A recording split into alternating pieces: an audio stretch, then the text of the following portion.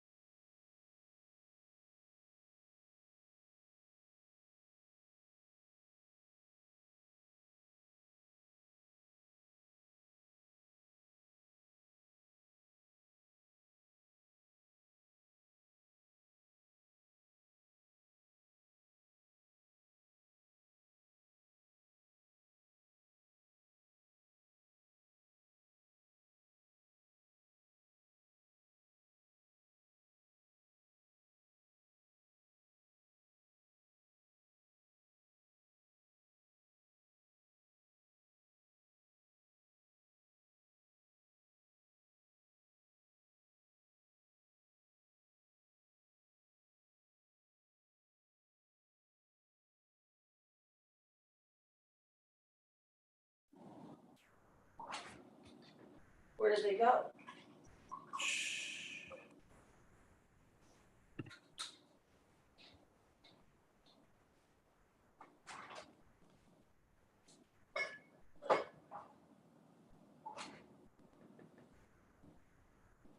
Fran? What time is it? 7 straight up.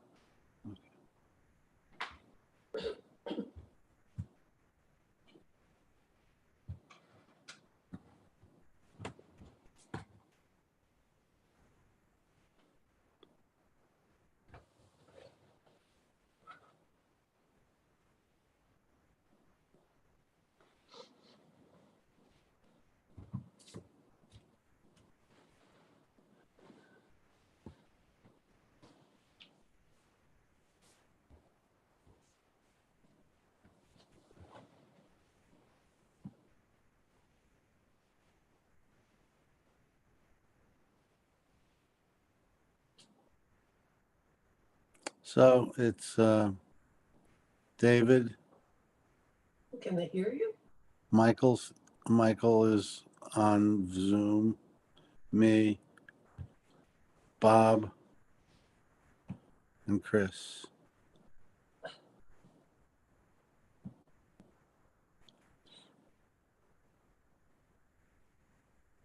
it started?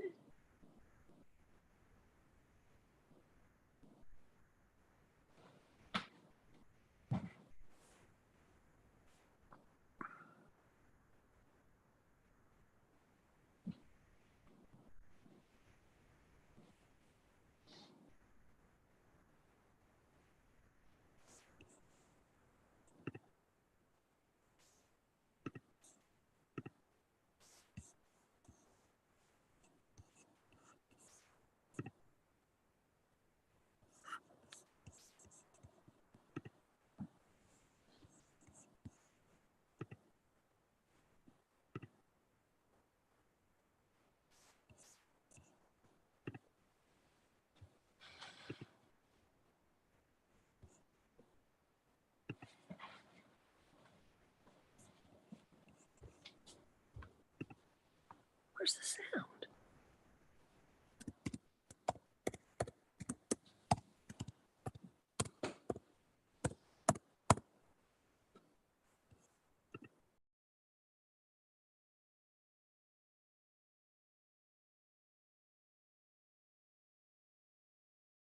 Good Township Planning Commission to order. First item on the agenda is pledge of allegiance. Please stand. I pledge allegiance to the flag of the United States of America, to the republic which stands one nation under God, indivisible, with liberty and justice for all. Members present here this evening are David Strong, Bob Moses, Chris Bauer, and on Zoom we have Doug Schreiber and Michael Elbear. Michael has COVID, and so I'm glad that he's not here this evening. And with the two of them, we do have a quorum. We actually only need 4 for a quorum. We're a body of 7 people. Also with us are our engineer and our solicitor this evening. Are there any public comments on the agenda? Do the minutes first, Mr. Chair. Okay, those approved first. Yes, the minutes from the last meeting, August 10th meeting, were sent to you electronically, and also we have a hard copy in front of you. I have a couple. Were there additions or corrections? Yeah, I have a correction on page 2. That's usually the 1, 2, 3, 4, 5th paragraph down, 1 fish. Yes, second sentence is it says he discusses the shared well having 2 pumps. Each home would have. It doesn't have, it has its own pump. It's already there. Yeah. And instead of saying separate meters, saying separate power feed. Unless it's on pump. So they don't have any, they have power, they all have it's minor, but. I apologize, I will make that correction, Dave. Thanks, Lucas. Any other additions or corrections to the minutes? Hearing none, I have a motion to approve. So first, motion to accept and then second. That's correct. That's amended. All in favor? Aye. I'll abstain since I wasn't there. Thank you, Mike. We have 3 or 4 items of new business to act upon this evening. The first one is tabled. It's a land development plan for Franklin Hill Manor. It's tabled, they have till December on that one. Is that right? Yeah, they've extended through December.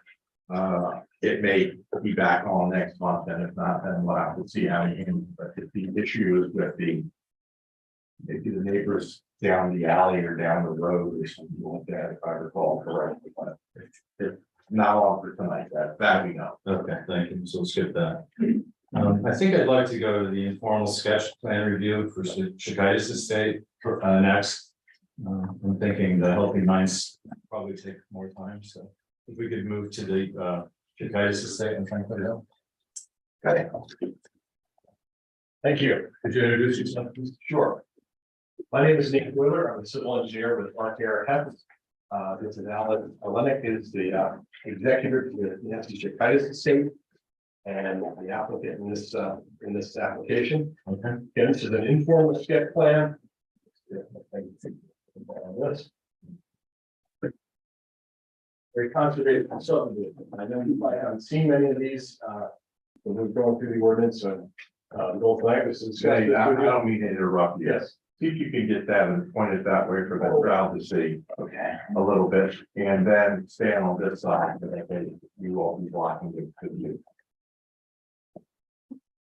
Need me to hold it so that thing will fall down. I think that's probably about the best I can do to get everybody in. Okay, well, So- someone needs to see they can come around. Okay, so go ahead.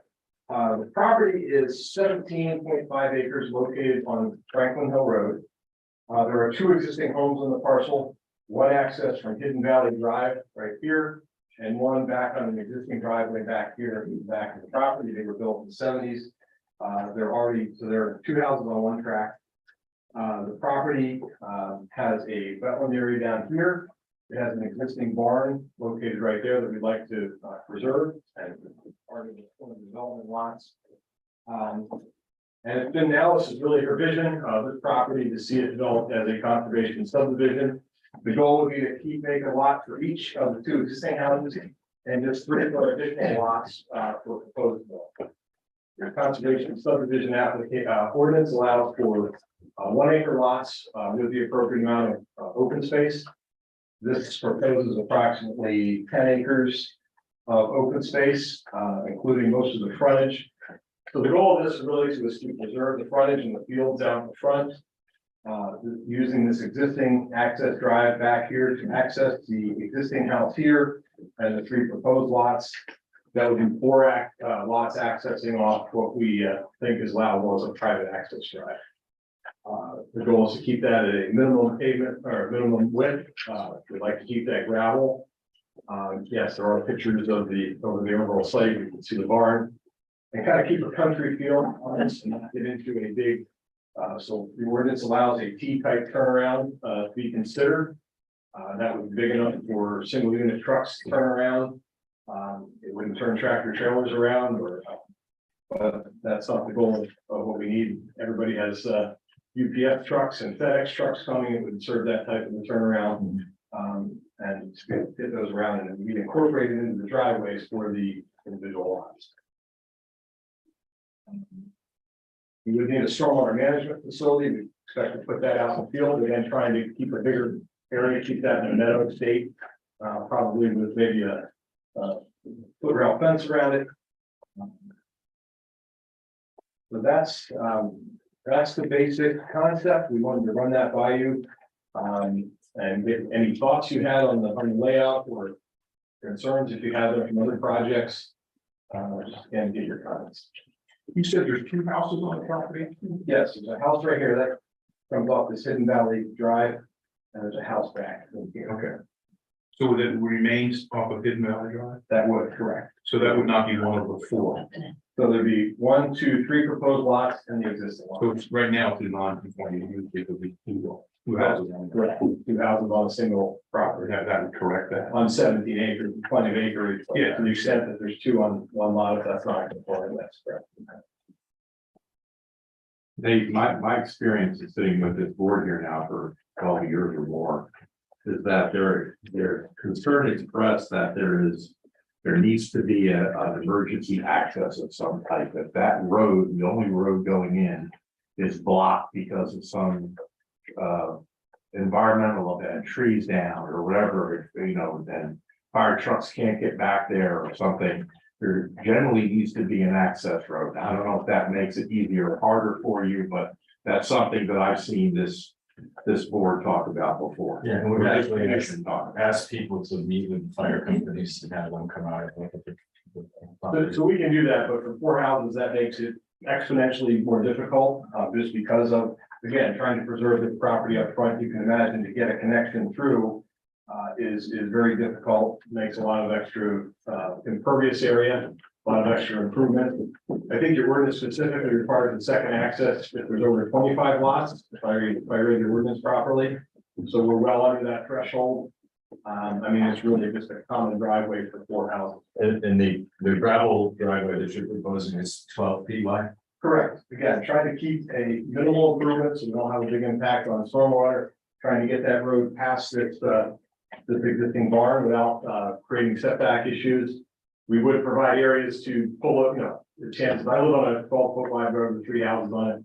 Very rarely that I meet my neighbors, but that's always a matter of different schedules. And so there would be areas to pull over where you could get around each other. If in the event you did. And you said the turnabout area is sufficient, you think, for small deliveries and things? We would make sure like large single unit trucks like a FedEx and those type.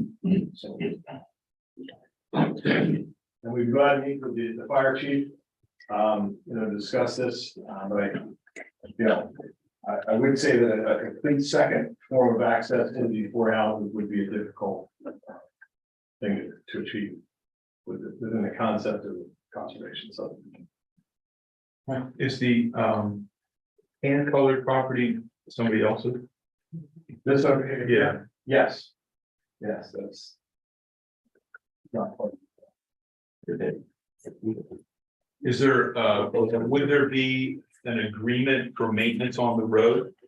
Yes, there's gonna be an association created for the maintenance of stormwater, open space, and the road. At least for these homeowners to be included in that, all the homeowners to be included in the common open space. And who ultimately owns the land and green that's done? I think we would envision that it goes to an association, and that association would own the road right away, and the ordinance. And they each have a. Can you hear me? Yes. Okay, one question, real quick. Who's the builder? I don't think we've identified a builder at this point. It's a family property, and we're just really at this point investigating the options to develop. Okay, thanks. Alice, do you have any other comments that you wanted to make? I know it's been a real interest of yours to see the property develop this way. Again, we didn't ask for a formal engineering review, and that may be the next step we'll consider. But I think, the concept to provide 1 acre lots with the open space, I think fits the property well. Appreciate the questions about access. We'd rather hear that sooner than later. We can meet with the fire department, but I think that would be a big challenge for us. Is it the current access to the barn there's a road there now, or It follows this, there's a gravel driveway that follows this back here. So it's widening it and doing it. Just trying to improve it, yes. Again, if we were to put a full road in there with a full turnaround, stormwater improvements and impact to the property become pretty Thank you. And you should know that sometimes the commission doesn't necessarily look for full road. They sometimes look for like an emergency access, gravel, emergency access is big enough to get a fire truck or something down. So I'm not really looking to build a road to the township standards. Right, and certainly an ambulance would access that. Yeah, I think the ambulance could access, turn around, the big fire truck would have to go in and do its job and probably back out after the event. But it's not a matter of access unless, there would be some kind of a tree across the road, again, the chance. So it is wide enough for that. Yes. Okay. How long is the road? How long is the road? Good question. That is about 60 feet It's about 600 feet. So they would have to back out 600 feet if they. Yeah, an emergency. I mean, now, can they You got get multiple. smaller fire trucks can turn around in this deep point. But I'll be honest, if you get the biggest truck, that's not uncommon, pulling someone's driveway with this long and, not be able to fully turn around. Want to be. So we've got to talk that over with the fire chief, and get concerns and recommendations. Okay. We appreciate your comments and, look forward to working with you on this application. Are there any other? Done anything? No, we weren't asked to review it formally. I think the concept is generally good. I think it probably concept does conform to the subdivision. My only question, which I think Nate should look into, is I know they want to do a dirt lane back there. I think when the Franklin Hill Manor was in, they came in with a similar concept. There were two existing houses on the end of that road. They wanted to add, in their case, 4 new houses. The planning commission did require them to improve the road, at least in their planning, through a paved right of way width. So I think that has to be explored a little bit further. But that's the only comment that I have. The rest, I think, is appears to be adequate. Thank you. You had mentioned the swamp or wetland. Wetlands. That's gonna be delineated, assuming that where that is. Yes, it is delineated on the plan. And you can see on the reduced scale, but it's basically there's a line. It basically follows that woodland area. The darker green. Yeah, the darker green in there. There's a wetland line and then a 50-foot wetland buffer. Inner buffer shown against. Okay. So no impact proposed that area and no threatened or endangered species concern there either. Thank you. Are you looking for Mr. Kessler to do a formal review at this point, or you want to roll around in your head and then get back? I think, yes, if that's all right, I think let us look into the questions that's been raised, and if we, I think the procedurally, we would submit prior to your next planning commission in adequate time and provide a fee and request a formal review if we decide. So, okay with you, John? Yeah. Fine. Well, thank you for moving us up on the agenda as well. Sure, thank you.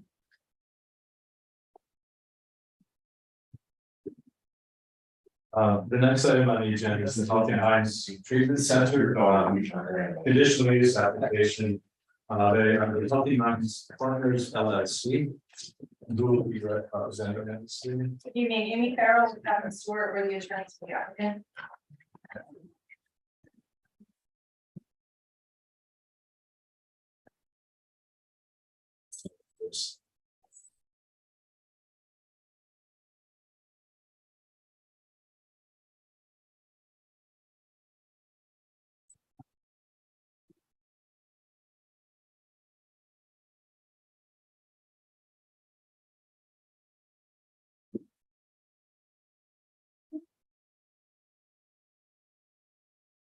Okay.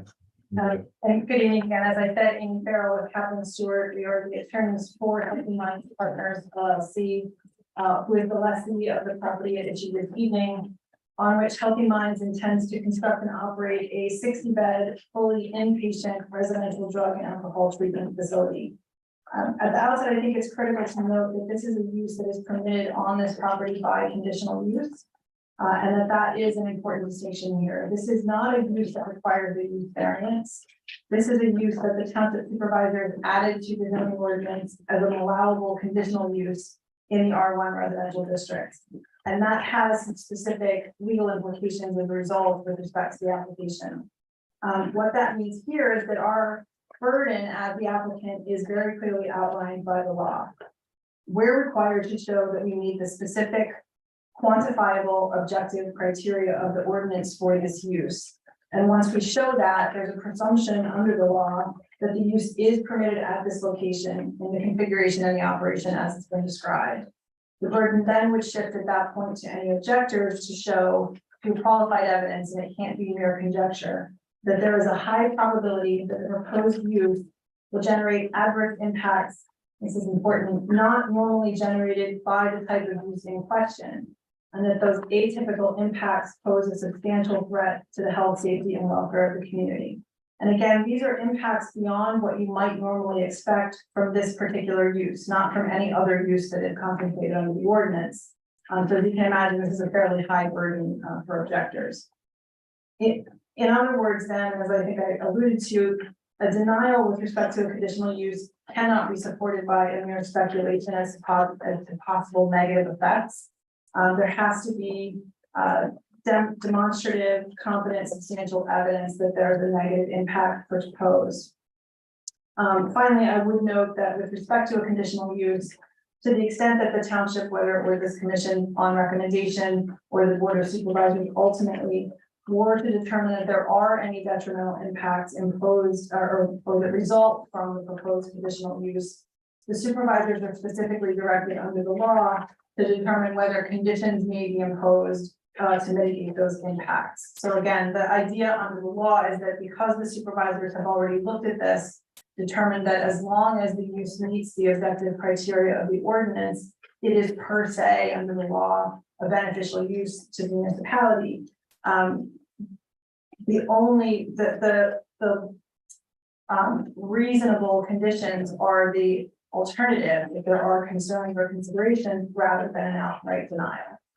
So with that just as a backdrop, and I appreciate you allowing me to sort of go into a little bit of law there, but it is a different kind of condition, different kind of application here, and I wanted to make sure that was clear. With that as a backdrop, I will suggest to you that you'll hear further from me in general summary this evening, and then certainly in response to any questions you may have. This proposal does meet all of the specific objective criteria of the ordinance. And as such, we would be seeking a recommendation from this commission to the supervisors for approval of the conditional use. Now, as it relates to the use specifically, we do have some boards here this evening, and we're happy to go through those in further detail as we move along. But generally speaking, what Healthy Minds is proposing to develop and operate is a 60-bed inpatient drug and alcohol recovery treatment facility on this property that will be licensed by Pennsylvania's Department of Drug and Alcohol Programs and the Department of Health Services as is required for use of this type. This facility will provide for a structured treatment to private pay and insured clients over the age of 18 that have voluntarily decided to seek help due to an addiction. Healthy Minds also reserves up to 5% of its beds for veterans, regardless of their ability to pay. So that is the only circumstance under which there might be a modification of the pay structure. Healthy Minds pre-screens all clients. This includes a health screening and a criminal background check. Applicants are screened out of the program and are not permitted to attend if they require any kind of acute medical care. This is not an acute medical care facility. If they are determined to present any type of a potential management problem that might cause harm, injury, or distress to themselves or to anyone else who's in the program.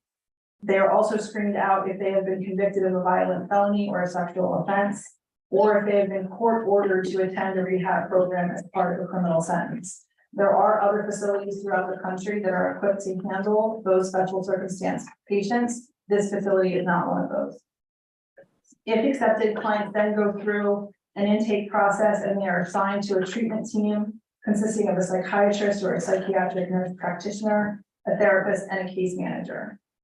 Healthy Minds provides these critical services as proposed in this location through a new 2-story treatment center with associated parking, landscaping, stormwater management facilities, and other improvements on the property as depicted on the plans that were submitted with the application. So this is a property, a facility that will be specifically designed and built for this site. It's not a retrofit of any kind of existing conditions. So as a result of that, they can really design a building that functions the way that a treatment center should function. Now, as shown on the conceptual architectural elevations that were included, the facility is designed to appear residential so that it fits in with the style of the neighboring area and the surrounding golf course. The improvements are also cited presently to preserve existing trees and wooded areas on the property to the greatest extent possible. Access will be provided by a full access driveway from Tots Gap Hill Road. The facility will be staffed by 70 employees, which includes a combination of nurses, counselors, clinical administrators, aides, maintenance, and medical staff. And generally those, that staff operates over 3 shifts to make sure that there's always 24/7 coverage. There's also on-site security at all times, both in person as well as camera systems throughout the property and the building.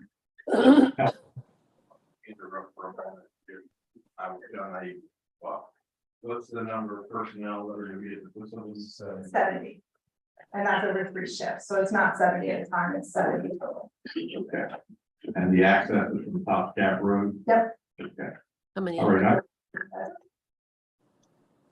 As all of the treatment is provided on-site, clients are not permitted to have a vehicle. They must be dropped off when they commence treatment, and they are not permitted to leave the site unaccompanied for any reason. They also must be picked up on discharge, so they're not simply left at the gate. Visitors also generally are not permitted on site apart from visitation hours on Sunday afternoons, when family is allowed to visit as part of the treatment process, and there's a very particular and specialized program in place for that. Family is part of the recovery process, and so they are invited to attend for certain sessions throughout the month. There was a trip generation assessment that was conducted in connection with the proposal and which was submitted with the application, which demonstrates that the use will produce a limited number of trips per day, similar to what you would expect with a small nursing home use, minus the coming and going of visitors that you might see with a nursing home that you won't generally see here. So basically the staff coming and going on their different shifts and delivering products. So, right, so a couple deliveries a week, and we did lay that out in some more detail in our narrative, but there will be some, food deliveries, supply equipment deliveries and that type of thing, but otherwise it's really, except for those Saturday, Sunday visitations, it's generally just staff coming and going. Could you show us on a map roughly or exactly, if you can, where this place is located, is intended to be located, please? Sure. And how many acres will it encompass? I have a bit more detail, and let me run through some of the numbers and I can show you one second.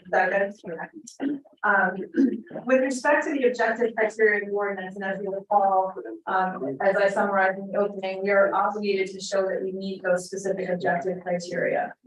The use is permitted by conditional use under section 302.1 and the schedule of district regulations.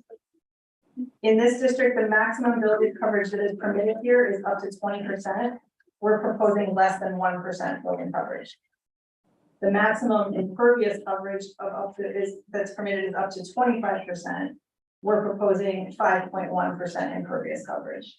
So again, 1%, less than 1%, building coverage where 20% would be permitted, and about 5.1% impervious where 25% would be permitted.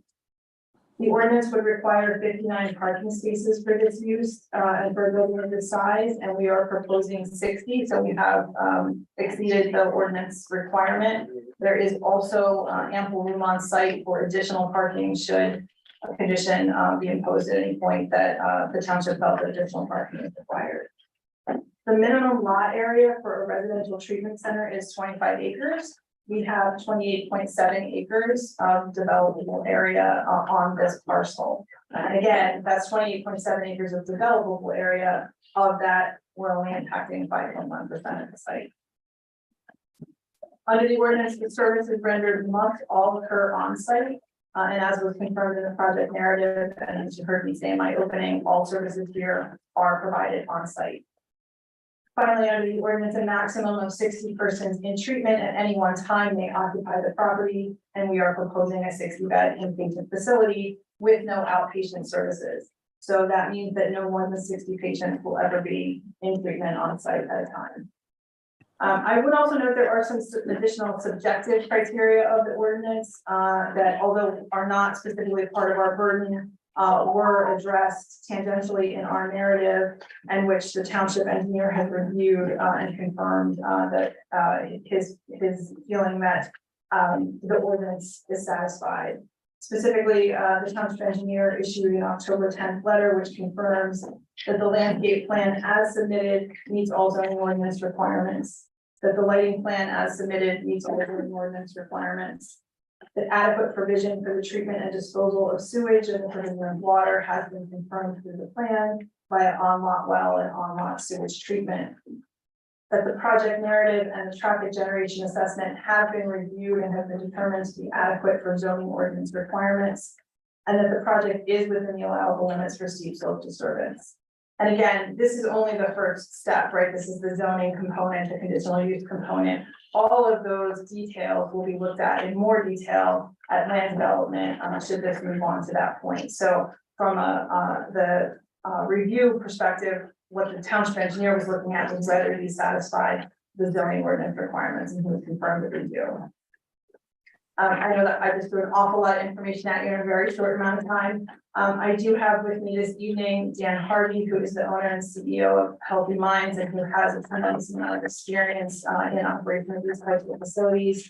I have Chuck Nicholas, who was helping out a moment ago with the plans, who's the civil engineer who develops the plans for the treatment center, as well as Charlie Schnell, who's a senior planner with Urban Research and Development Corporation. We're happy to answer any other additional questions the board may have, the commission, excuse me.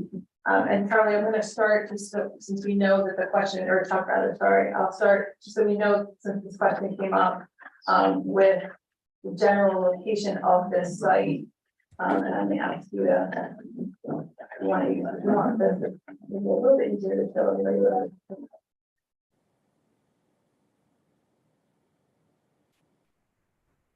All right, the South Gap Road is where most of the frontage is on the subject tract, about 31 acres. It comes up, ends at the Cherry Valley Road. North is up on this map, so the 31 acres covers this area. And what's there now is a golf course. So we picked an area that was relatively close to the road for access. Which But golf there- course, please? It's the Delaware Water Gap Golf Course with the gold. Right. Okay. We'll follow. So there's near where the entrance was chosen for this. There's a driveway across the street. So we're trying to limit the number of locations of accessing South Gap Road for traffic consideration. There's an existing tee for the golf course and a green that comes up here. Then there's another tee here and a green over here. So we pick the area right in between those two to leave the golf course in existence. Because of some of the improvements, this tee would probably get shortened to become a par 3, but it would still lend itself to having these two golf holes in place and our setting for the development here. The Cherry Creek is off to the west, and to come up with a net acreage of lot, which is 31 acres of the overall tract, we substitute, we subtracted the area of the right of way and future right of way. So it's a 33-foot right of way now that we took out of the net area, plus an additional 8.5 feet reserved for future widening out of that area. We took the area of Cherry Creek and the floodplain associated with it out. We identified a couple of small sections of wetlands here, and I believe here. That area was taken out of the net area, and also developments here. There's a detention basin that would be proposed for stormwater in this area here, and that area was taken out. So from a little over 31 acres, it works out to about 28.5 net acres. And to have this development, your zoning requires 25. So All right, 28.5. but stepping from the specific to the general, again, sorry. I'd just like to know where in relation to the existing Delaware Water Gap Country Club structures, the old building, which is now going to be I understand, a drug rehab place. Where is this place going to be? This Sounds is like- to the west of that. So How It- far? How far? you probably have to come off the map. I see. How far between the two is what he's asking? Do you have an idea? On the back nine. It's on the same golf course though, right? On the back nine. Okay, Look at this Front line, actually. overall map. All right, so here's the 31 acres right in the middle of this map. And the building is that little dark spot right there. And the thing, golf course and building right about here. So that's 1 inch equals 600 feet. So 6, 12, 2,000 feet, maybe half a mile. Over here. This is the Delaware water gap line, and it's very close to that Delaware water gap line. so it's about half a mile. Yes, How many beds are these? and that's also a golf And there's no course. connection, no connection between the two facilities. So. Correct, there's No. no relationship, no connection, this is a separate operation. It's just getting better.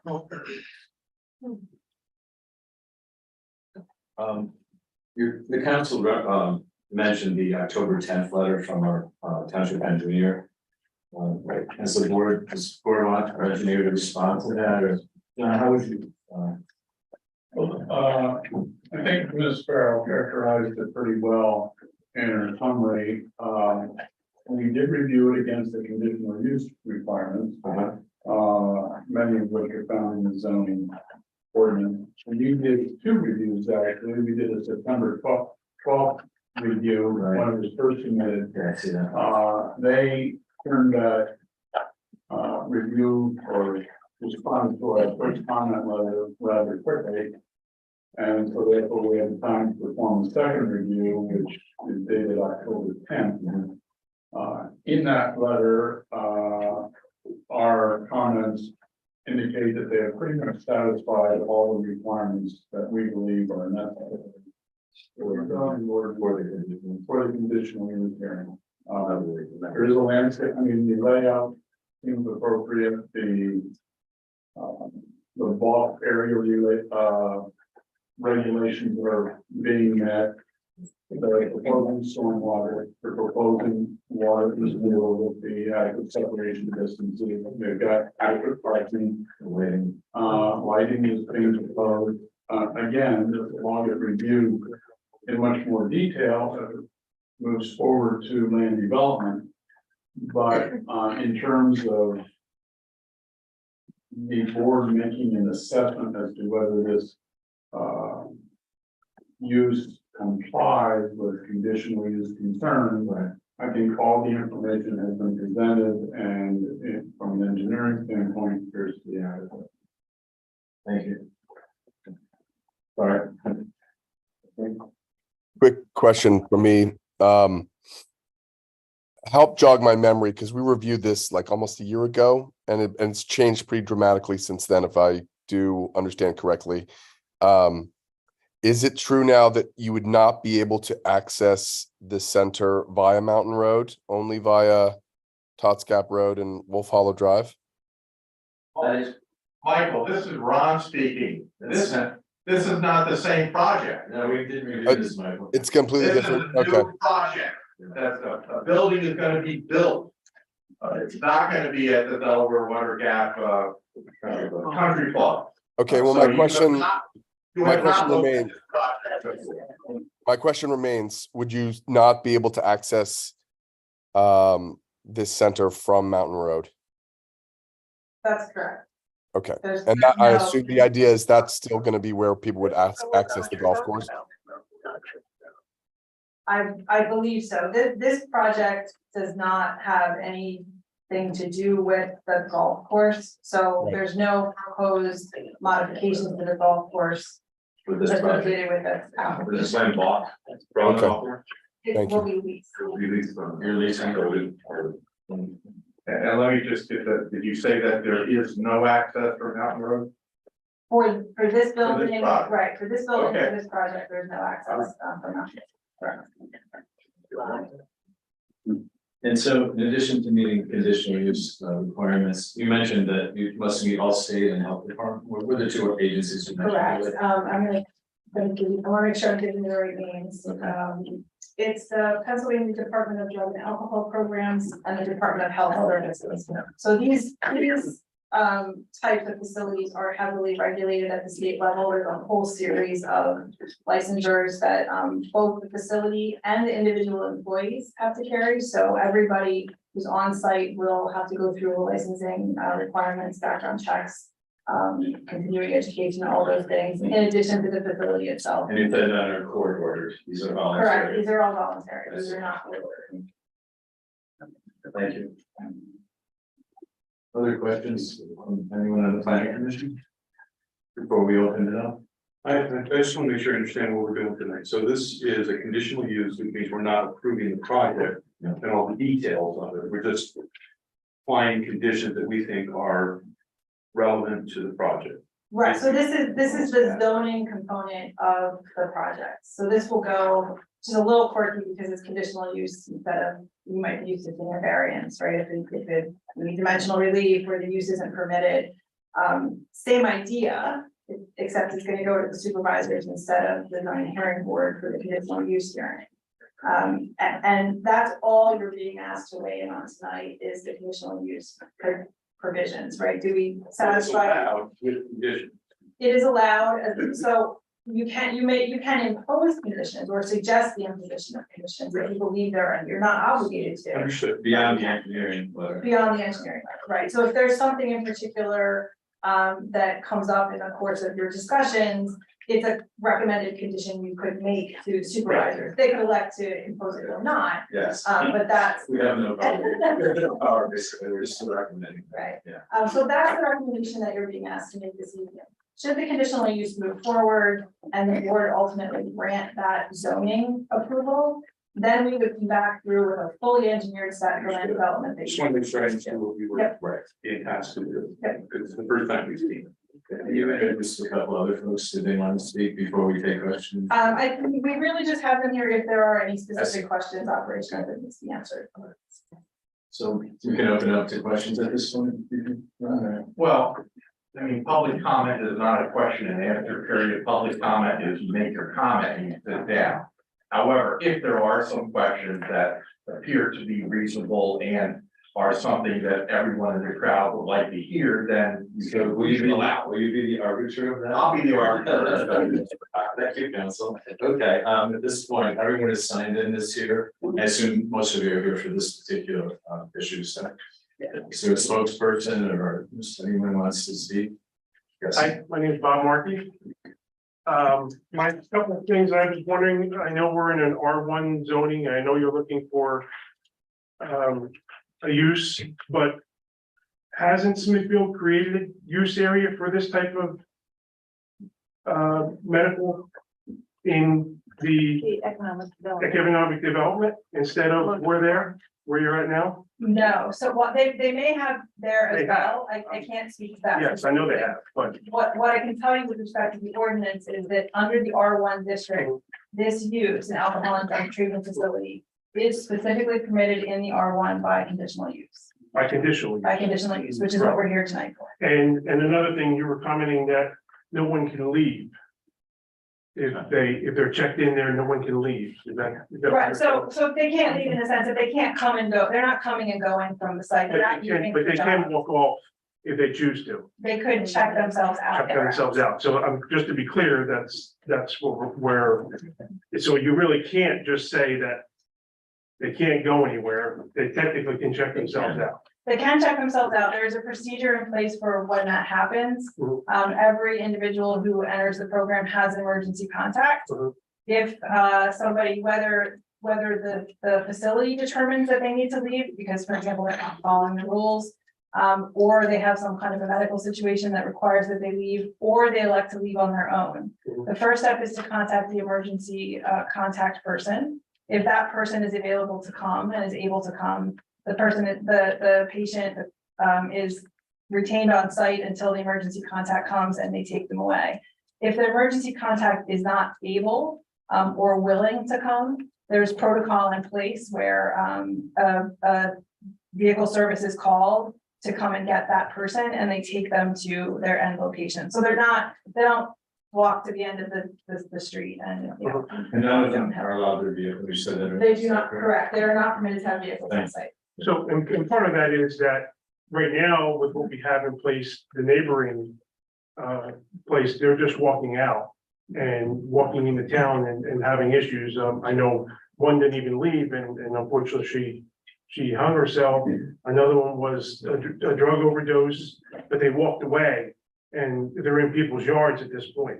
So, you know, that's not really a security issue. No. I mean, that was said there too. Now, I know you're telling me it's two different people, two different Correct. groups, but Dan Harvey's name is tied to the other one too, so. I don't know where you're going with that.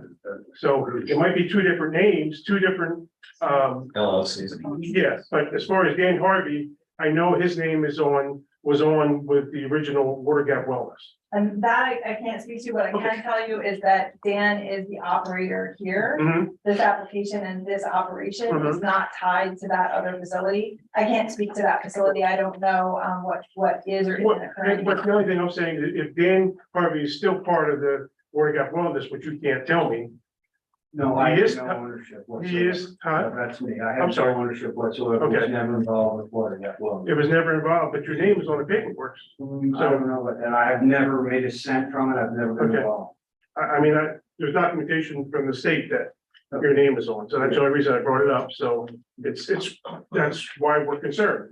There's a lot of stuff that's happened with the other. Yeah, but there's two distinct things. One is a primary mental health facility, Mhm. and another one is a drug and alcohol rehab. The acuity is much higher at a primary mental health facility, Mhm. so that's why unfortunately you get the hang. Mhm. Sure. Well, Can I, clarify something? Could you identify yourself, please? May I? They're, applying for a conditional use Mhm. for this. Within the conditional use, the conditions that we will set as supervisors, not this meeting, this way, okay, will be conditions that have to address a lot of things you're saying. And if they don't follow through, we can pull the conditional use at some point, right? It's conditional. The Water Gap Wellness Center has never had a conditional use. We voted that down because of health and Correct. safety issues. Mhm. So the way they're operating really has nothing to do with the rules Okay. under which this one would operate if they get a condition. okay. And the gentleman speaking is one of the township supervisors, Robert. Yeah. Yes. Thank you. Other comments from the audience? Yes, ma'am. Hi, Christine Carroll, Christine, thank you. yes. My concern is, our aquifer. Where will the water come from and where will the sewage go for this project? So I'm gonna let him answer that the best he can, but I will say that that is not fully engineered at this point. That is a land development issue that will be fully vetted by the township engineer and everybody else. To the extent, you know, Chuck's done some preliminary studies, I think we could probably answer that at least generally speaking.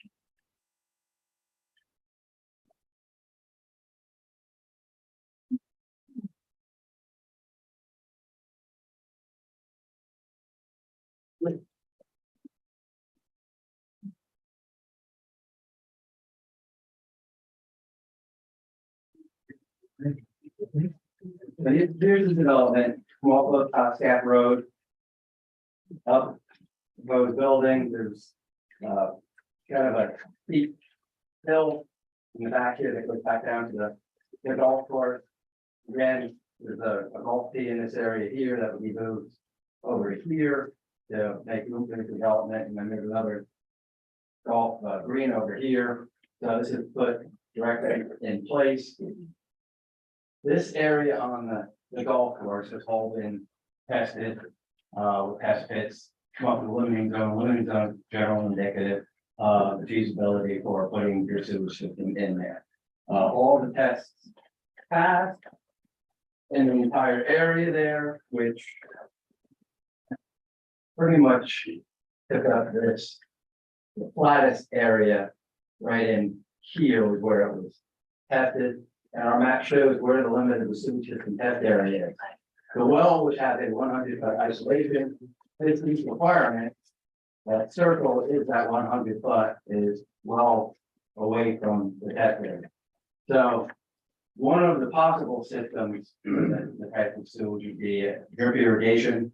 The beauty of that is it's a shallow placement system, where after you have treatment, it's dispersed over a large area instead of concentrated like in a sand mound.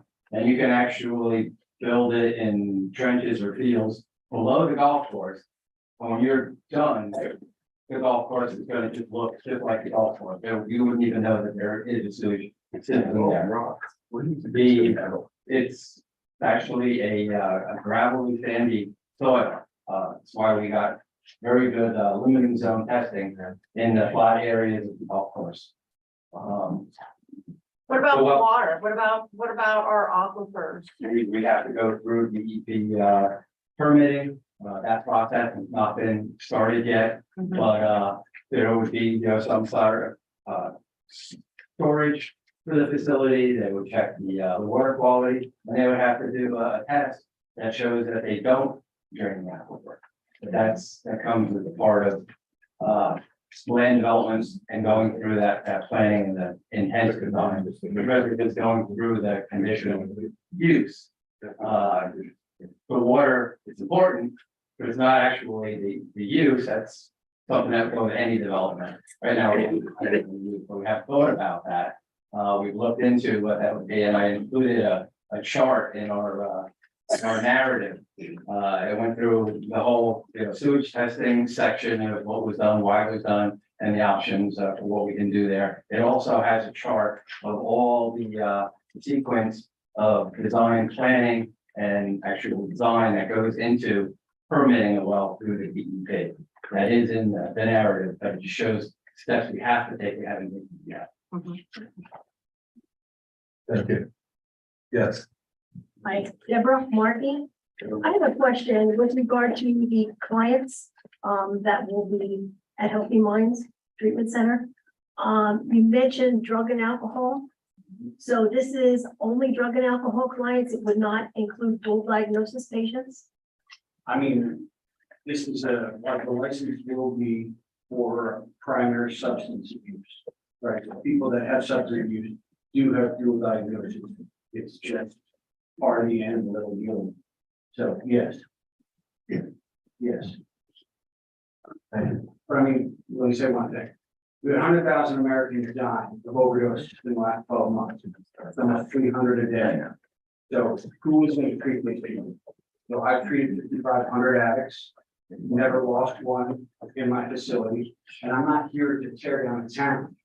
They deserve to heal in nature and peace, and there's real qualities of healing, when you're out in the open air. So that's what I'm here for. I've already had successful businesses, but I miss getting back in the action and really helping people that are suffering. 100,000 Americans. That's 2x that died in Vietnam every year. I don't want to run across the street from my house. All that traffic. No. Susan? I really don't want to have, like, the area is a beautiful area. We need your name, man. I'm sorry, Janice Huppy, And how you spell that? HUPPP. Thank you. And I just feel that this is not something appropriate for that piece of property. And I really don't want it to be right across the street by my house and all the trafficking. I think there could be a better spot, like all these abandoned buildings that are sitting out everywhere. Why can't we redevelop one of those? And why do they have to be in this little town?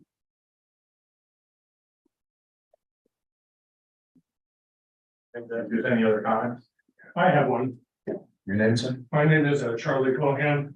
My comment is that I am very much aware of the drug addiction problem in the United States. But I want everyone in this room to also recognize the fact that roughly 58% of the people you bring into your facility are going to fail. That's a national statistic. Yep. And I understand that you've got a protocol in place for trying to make certain that the people, let's say 60 of these beds are dedicated entirely to drug and alcohol rehabilitation. That means roughly about 34 or 35 of these beds at any given time are gonna fail. And these are drug addicts and they're alcoholics. I'm a physician, I have a great deal of experience with all of these people.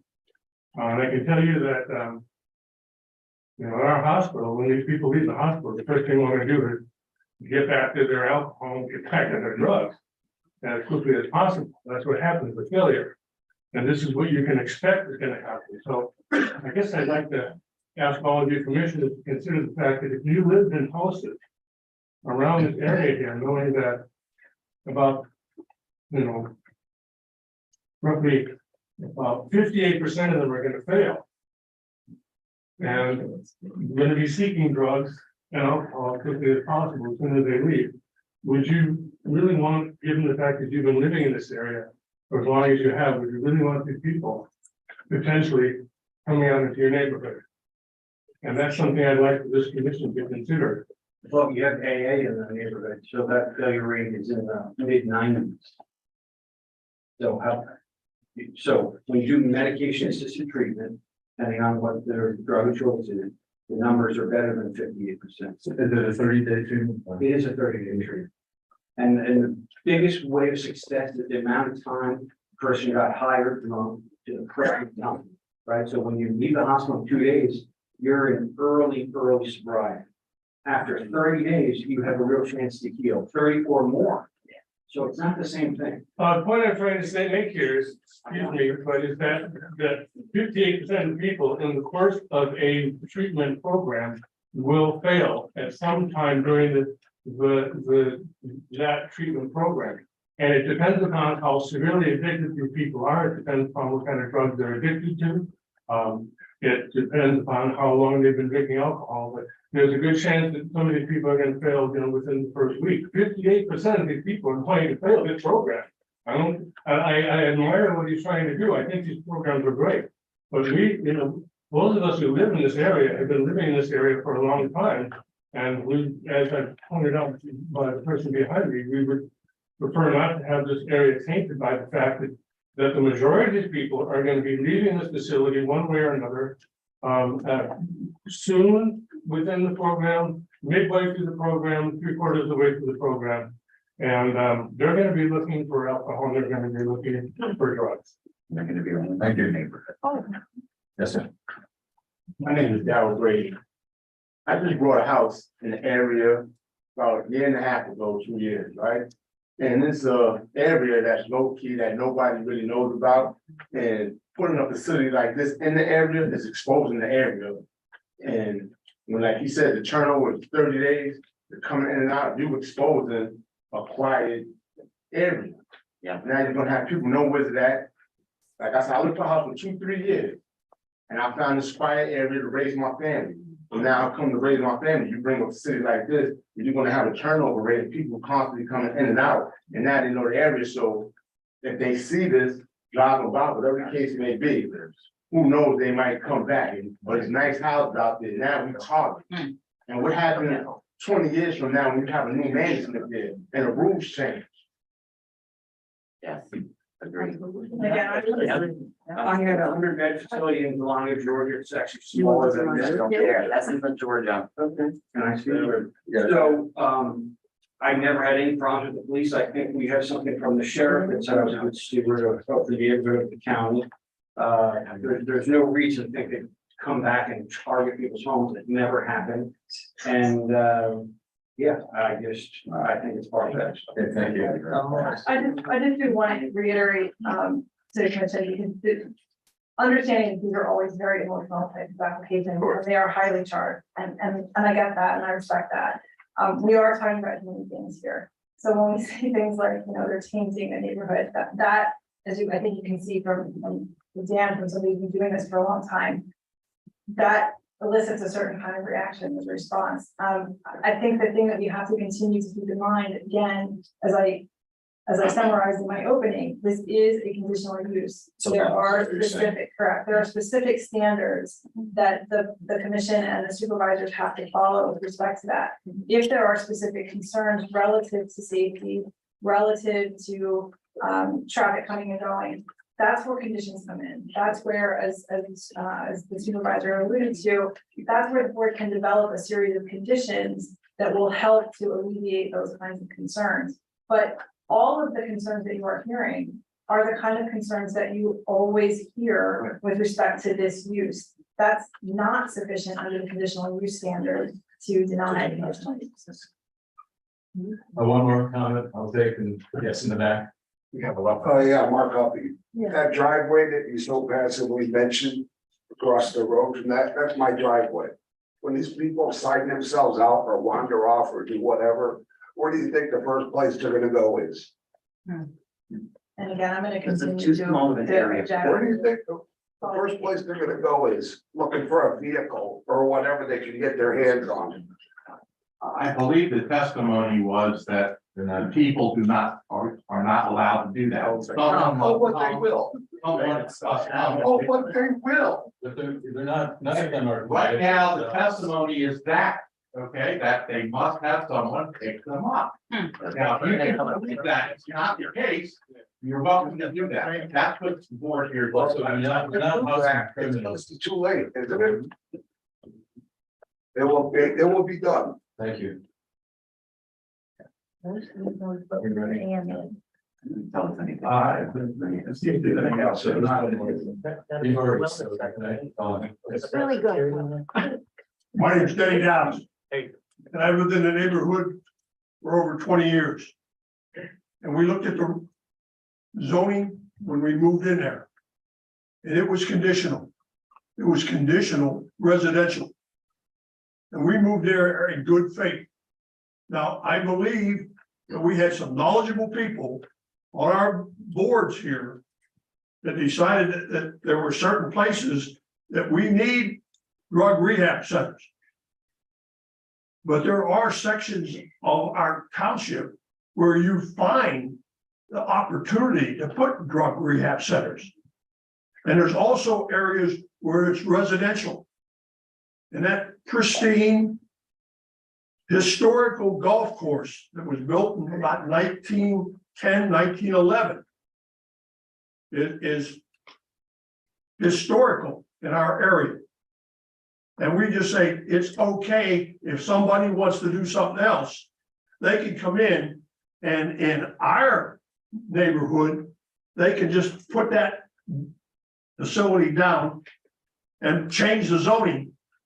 When every one of us in here looked at zoning maps when we moved into the house that we live in now.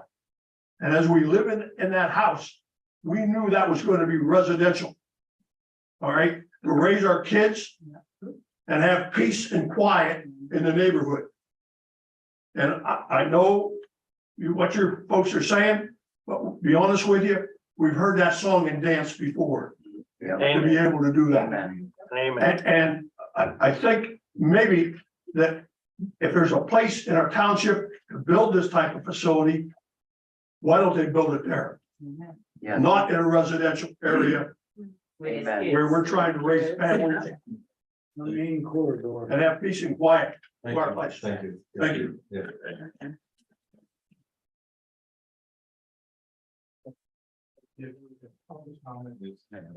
Over, see if there's any comment in the commission. There seems to be others that are more, there seems to be more. Or we're not gonna have people talk and comment over and over again. You want to stop. That you do I'll this make it now, quick. but everyone else understands. So Speak one the time. golf course is gonna run right around the drug and alcohol facility. Has anybody in here played golf with your cooler and your joint? And they're gonna be playing right outside the window of these poor people who are trying to recover from their drug and alcohol addictions. When all they need to do is step outside and they're good. That seems ludicrous, and it seems that there's more to the story that they're not telling. Good point. Yeah. Yes, sir. Andrew Phillips. My family's been there for just about 90 years and I have watched a lot of different things.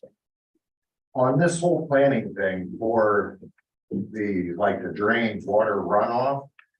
You get a foot snowpack on there, you have a river, right where that little pond is in the center of your place, you have a river. Yep. That rips right through your projected sewage system. Yeah.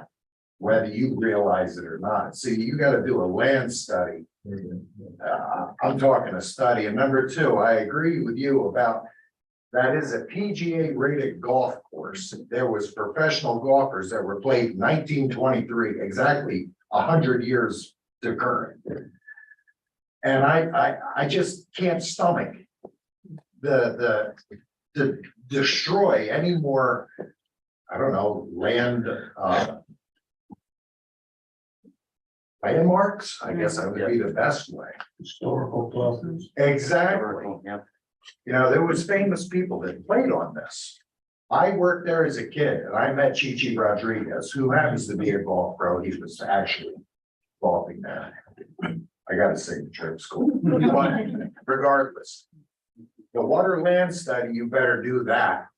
Because I'll tell you what, when it melts off the upper section where TR green 8 is and green T7. And combined with that pond, you have a stream running that deep right through your septic system. So you might want to do a land study system. Yeah, I think that's required. Yes. As part of the development. That's what We washes out tested the both edge of the sides road. of That's what it's right. the swell. We didn't test in the swell. It wouldn't be there. It would be off to the sides. Well, water all runs to that lower section. It's gonna, okay, you'll see. You'll see. Thank you all. Yes, one more. One question, hi, Tim McKenna. Dan, can you share your average projected revenue for the facility and how you're going to make sure that the folks in our area are, have employment and get to see some of that?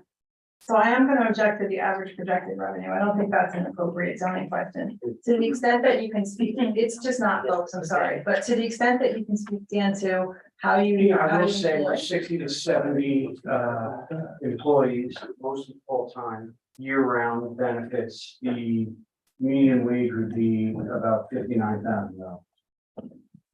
And so we're talking cooks, techs, doctors, nurses, groundspeople, maintenance. So again, 59 would be the median year-round benefits. And that's certainly would help the community. Thank you. At this point, members of the planning commission have any comments or questions or discussion? Peter? Go over again how you do your background checks, and is that self-imposed or is that how you do your background check for who gets in, is that self-imposed or is that a requirement of the licensing bureau? Do you want to speak a little more specifically to how the background? Yeah, it all depends on the board, but in this case, it's gonna be private insurance, which people. It's very different from the Medicare and Medicaid model. Private insurance, that you're adding on healthcare Cigna, it's a different type of client. So, we get them from referral sources that would know what our standards are. And then when they come in, or they're asking to come in, we would do a background check, which included, if they have any sexual history, or a violent felon, no court order, never. So unfortunately, addicts do have some transgressions on their record, but we take no violent felons. So people that have possession or DUI, we do accept, obviously, that's the need for the business. So basically, your clients will be fairly wealthy with good insurance, except for your 5% of scholarships for veterans, is that correct? Not necessarily. Right, so in other words, the way it works is a lot of these young people are on their parents' insurance until they're 20. 26, yes, okay. And, yeah. And they have to be at least I would 18. hardly say they're wealthy. On the golf course. So is that background check required by the licensing agencies that you No, follow? it depends on the state. If it says no court ordered, I'm not sure where we are on that yet. Depends by the state. But if we're saying this condition. But yours could be more stringent. Absolutely. I see. Right, so for example, the planning commission could suggest the commission to the board that background check. Well, that's what I said. Circumstances are required, but we have no objection. That's what I'm headed, because I want to find out what you have to do because of your licensing and what you're self-imposing. And then maybe we put a condition on top of that. Right, and I think, licensing protocols and procedures change all the time at the state level, so certainly we would have no objection to a condition that background checks are mandatory in all circumstances. They do them as a matter of course, and we would not have an objection to that. What do you do for security on the facility? Are the doors monitored like you would have in a, say, dementia facility? But how is the coming and going of the people that are monitored? Yeah, you want to speak to how that's run around him? Yeah, I mean, there are outside activities, right? They're voluntarily and you want to get healthy, you get some fresh air. There's many things you can do outside. But otherwise, it's fully cambered. You're gonna have 24-hour security every day of the week. So you're the first thing you do is promise the safety of those individuals when they come into your facility. It's safety first, and then secondly, you work out the treatment. Going to be so reduced in value. Yes, the guests who come on Sunday are family only, or Yes. and they have to be on a pre-approved list or something. Pre-approved. Okay. Are the doors alarmed after a certain time of the day when they should no longer be going out, so that if somebody does it, you believe that it would sound an alarm? Oh, no. So at midnight, somebody could get up and leave. Yeah, there's security cameras. There's securities. There's 24-hour security. I don't know, what does that mean, security? That's a very ambiguous term. Security, people, okay, not cameras. Both. Well, How many? Okay. So I still go back to my question. Somebody could get out without anybody knowing. yeah. Is it ever done by putting alarms on door after a certain time that if somebody was to open the door that it would notify? Maybe not the main door because there's somebody there, but the end doors or somewhere where somebody can sneak out. Is that reasonable to do? I mean, an alarm, an audible alarm where when they get. Notify somebody that, hey, or by the janitor's closet, somebody wants. Out after a certain hour, and there's guards. I think that's certainly something we could look into, what that might look like. I think there's a balance between, you don't want to disrupt everybody's health, and sleeping, but certainly if. Yeah, I'm not saying that. I said, one of the concerns I heard out there is that people leaving because of the 58% dropout rate, and then they're gonna leave. So if there was a way to somehow monitor that during the evening, say after 8 o'clock, 9 o'clock, whatever is a reasonable time, that there would be a door, contact on the door that would, and I say sound alarm, I don't mean, like wake up with a fire alarm, I mean, somewhere in the place that's monitored and a little light goes on and say, hey, door number 12 just opened up. I think that's. I think the doctor's saying a 58% relapse rate, Understood. not where every 58% walk out of the place. Well, I understand, I'm just saying that there is, what I'm hearing is that there's concern that somebody might leave at some point. Right. And Yeah, and that's certainly something we can work out how that alarm system works, so that it's notifying security within the. you say the bill of security, to me, that's a very ambiguous term. It really means nothing. You could put. Okay. Camera. David, can I just ask a question? I'm sorry to interrupt. But this all feels like a conversation that's been had before. About security and about, alarms on doors and all the rest of it. Haven't we been through this before? Yeah. Just a question. Yes, with the previous facility. Right. How'd that work out?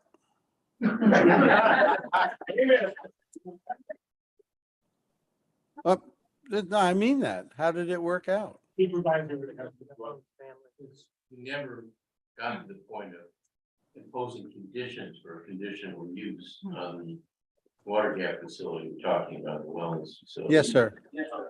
That's really something that was never discussed because the conditional use was voted down. So we never got the conditions like you're speaking of on the other facilities. Correct. Michael, do you have anything? No, I was just gonna say, we did in those meetings. I mean, it was all the exact same concerns about patients walking out. I think the location of this one is a little bit better, but I think obviously the citizens have the same concerns. So I think the question is, are there any conditions that can address those concerns? I'm not sure that there is. Aside from building walls and guaranteeing, because I mean, I think last time we suggested a fence because it was going to be too easy for patients to get out into the Delaware Water Gap. So I don't think that that's any difference there. What about a mandatory fence, a gate? Is there any of those conditions possible? They get out, They're gonna get out. There's a gate. anticipated. So there is a gate currently anticipated at the entrance point, so that could be a condition. I don't believe a fence is proposed at this point. But let me say, Mr. Chair, and Michael, if you can hear me, this is Ron speaking. The commission can impose whatever reasonable conditions they believe would make sense to protect health, safety, and welfare with this project. Understand that the supervisors have already decided this R1 area can have this type of development. That train has left the station. That's the way it is right now. That's what the supervisor decided. So now the question is, does the applicant meet the conditional use objective criteria? According to Mr. Tressler, they do. And then are there any reasonable conditions that can be imposed? I think the board can easily impose conditions about background checks, door alarms, fencing, et cetera. The applicant may not like that, but you can recommend those conditions. Whether or not the supervisors will accept those conditions is another matter. Counselor, here's a question. If since this is a planning commission, shouldn't the conditions that the planning commission can impose be limited to things that are relevant to the plan or planning?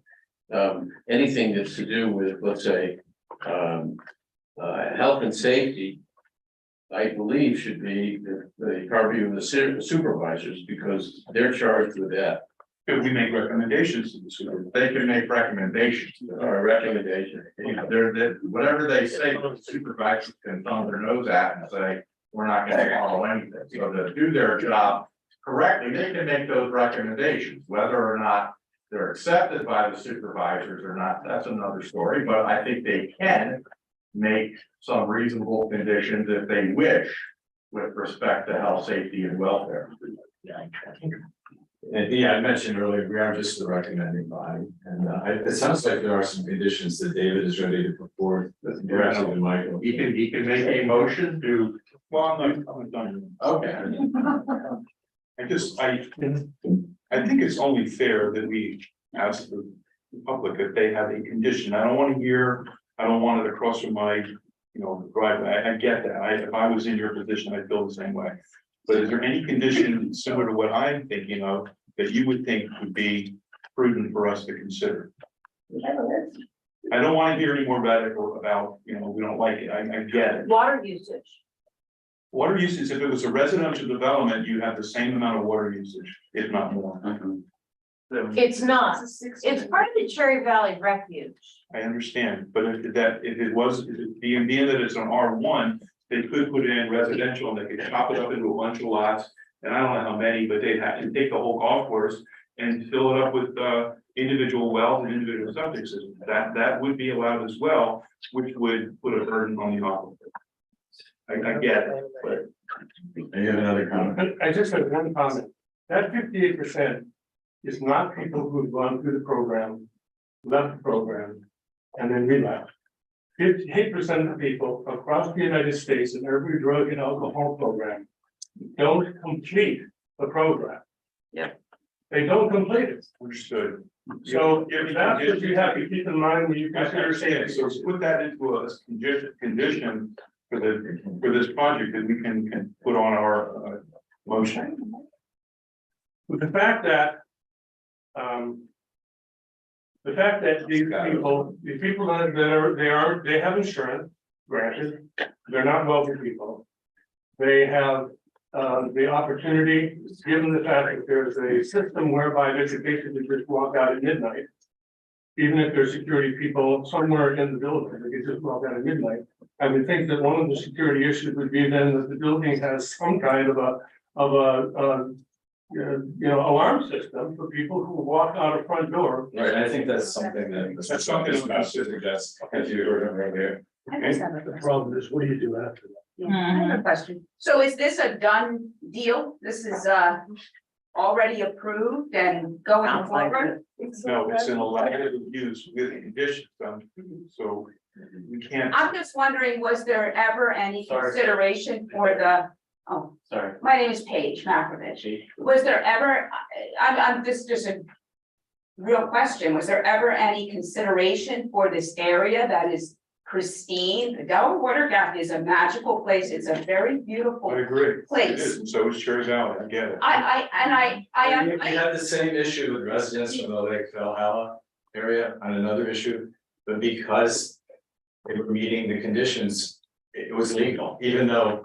But there's That's not no, what we there's would no, like, or like, open space, preservation that. don't care. I mean, I just think, I have a different perspective. I'm looking at like, people are people, they need help. I'm not against that, but the area is going to really be, it just doesn't fit with the area. It's such a.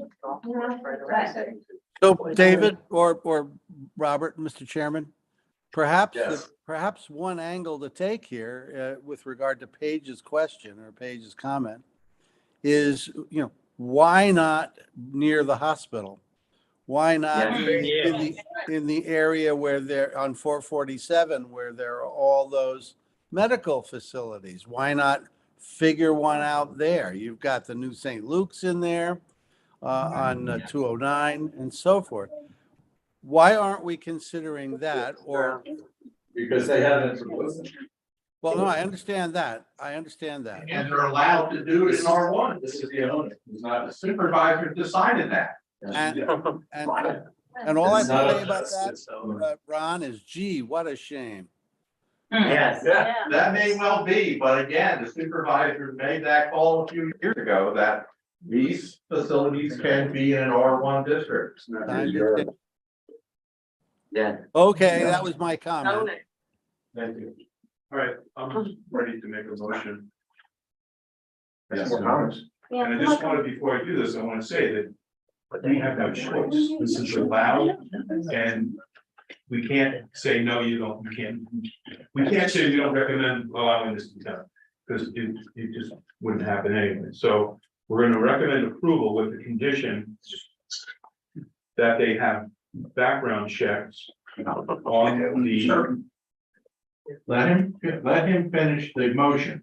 This is not some free for all. He's making a motion. Well, let him continue. The background checks are performed, and I don't know how deep we go with this. I'm gonna look for some help on this. Well, if you can do background checks that are required for teachers, coaches, teachers, I get them every year. At the university, I have A sexual abuse background check. Safety. Okay, that's and that's So criminal and sexual abuse.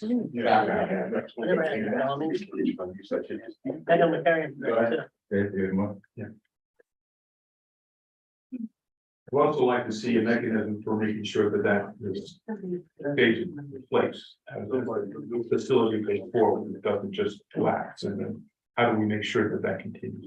Yeah. Who monitors that? In terms of the background checks? Yeah. I have seen conditions in the past that do require, that that material be provided in a protective way to the municipality, right? We have to be a little careful about individuals, but you could, if for some reason the state is not requiring that those materials be maintained, and I think generally they do, but if for some reason they are not, the township would be privy to that. I would, we'll make it as part of this, the township is allowed to do inspections of the records to ensure that this condition is being satisfied. Yes, Without it, Right.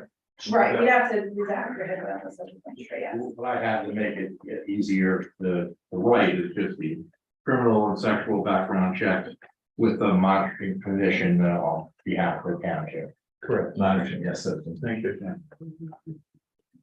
Second condition is that after a designated reasonable curfew time, that all doors, with the exception of the main entrance doors, has a monitor that notifies Yes. a station location, the person that's stationed, that the door has been breached. Then.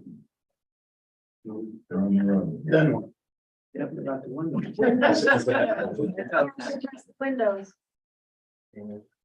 Yeah. You know, the town would like that. Negotiating now, I don't like. The volunteer service to clean at the gate. I don't care about anything, you know? That's, anybody any suggestions for additional conditions that I would add on? I would just say that the other condition would be whatever are part of the township engineer review letter of October next. Correct. Whatever he may have in that letter. The tenth or That's the latest, the second review letter. Yeah, I think it's October 10th, yeah, but also condition really October 10th. That would be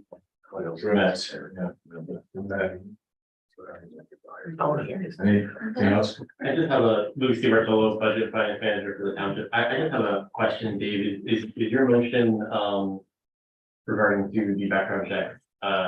I know that minor offenses are allowed. What with those background checks, like what is an allowable sexual abuse item and what is an allowable? I would say if anything comes back, if there's a hit on any crime or any sexual abuse activity, that raises the flag for someone to review and see what that's about. You can't make that decision sitting here. If someone has a crime, they had a drunk driving violation 10 years ago. That's gonna be a lot different than if we have a pedophile violation that occurred 2 weeks ago down the street. So I think as Ron said earlier, there has to be monitoring by the township. That's why I said with respect to those particular background checks. Employees are patient. Probably not everybody. For everybody. I just think that, yeah, I think there's probably the licensing agency may be required. I know all school teachers have to go through. You want to add for Yeah, sure, staff and that employees and Good idea. Okay. Can we make one of the conditional approvals? You can suggest, but no, you can't make one, but you can suggest. Right, yes, I would like to suggest, I apologize. That maybe we make time for public comment and the collection of the community's thoughts on any conditions that we as a community Yeah, since we have. to, we're asked to be, we're taking on our feet here, and a lot of us are a little bit out of our element, and, we don't have lawyers with us, so could we, is it postpone, table? Well, I thought that's what we were doing this evening. Well, to make your decision, right? there are deadlines that require this matter to be heard by the supervisors within a certain time period, so it becomes difficult to delay it. Could you What's explain the what time period? the ramifications of those deadlines are for the benefit of the. If there needs to be a public hearing within 60 days of the application being filed. If that public hearing by the township supervisors is not held, then the application is deemed approved without condition. And the supervisors meetings are open as well. You're right, And they're correct. publicized. So there will be an opportunity for the public to come to the public hearing. Yes, where the supervisors will be discussing this and then making a motion that will actually be law, so they can make some comments. Yeah, I just wanted to say the same thing, that when the supervisors are the ones that impose the conditions. The planning commission is recommending conditions, but anyone in the audience there that has suggestions or wants to go back and think through some good conditions, you should definitely do that and come back to the supervisors meeting, because they can listen to what you would like to propose. That's up to them to whether they want to implement it or not, but that's when you can make those proposals. Thank you, Michael. We do have a motion on the floor. Is there a second to that? Not yet. Wait, I want to, I don't know if you want to add this. I'm not sure the applicant will like this, but I believe we had discussed, I know it was a different application, but same idea. We had discussed a fence and a gate where there was going to be a PIN code to get in and to get out. And I think that should be added as a condition. If you don't have it all the way around, you walk out. The site does not lend itself well to one gate. Just so you know. Or offense. Or. Your motion is still on the floor. There hasn't been a second. So are you going to complete your motion? So there's a second. I'm not going to include a fence in my motion. Okay, then Michael can then file, he can make a motion to include it and see if that passes. So right now, You said you were gonna finish though. I didn't know if anybody on the floor had any other, give me one last chance to have it. One comment, this guy right here. This guy, one comment, you just said you were against the fence. This gentleman said these people will be out during the day, okay? All right? There's golfers coming through. What's them stopping from walking over and just joining the golfers and just going right off the property? Or grabbing a beer out of their cart. First of all, I shouldn't be speaking to this, but my understanding is that they're volunteering to come here. So.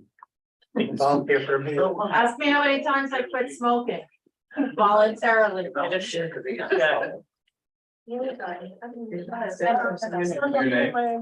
name is Nehemiah Sturt, and what about the kids that get off the bus during, when they get out of school? If the facility is next to where a bus drops off, what if the people go over next to the bus?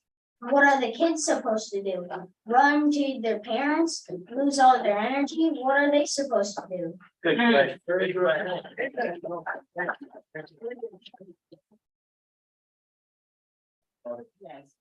Chairman, I still like to advise you about Mr. Trump.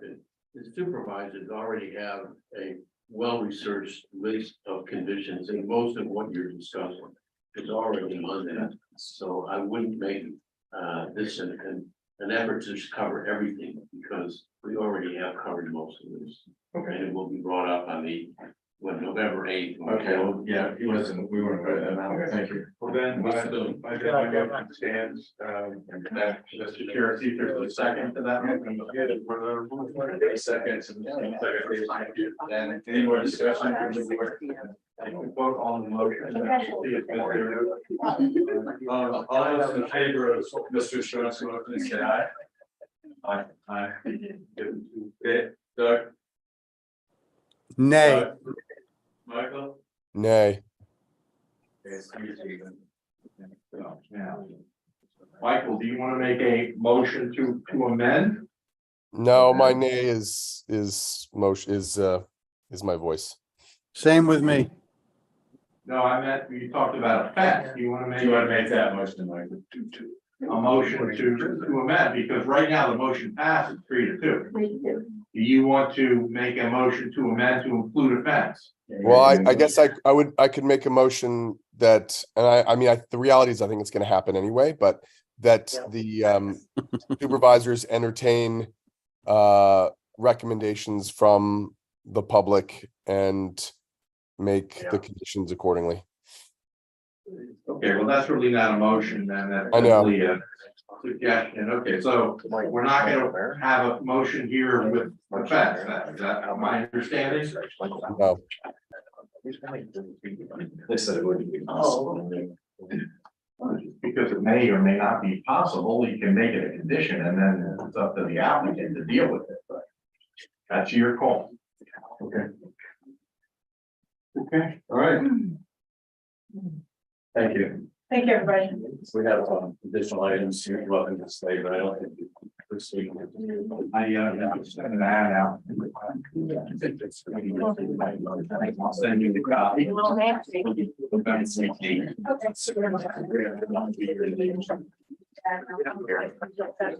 Good idea. It's right here in my place, 7 years now. It was right there done.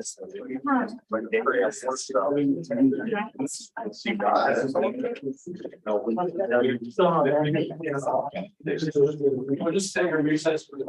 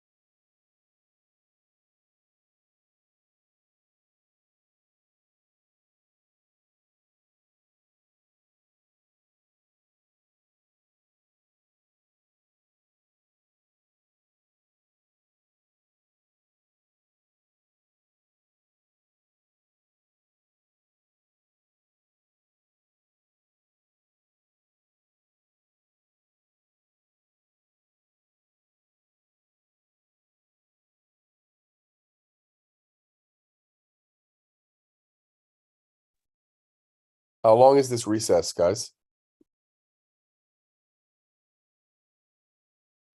You guys are on mute, so we can't hear you.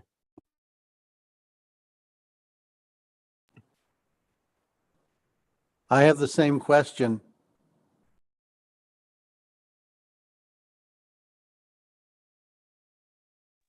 I don't think they can hear us.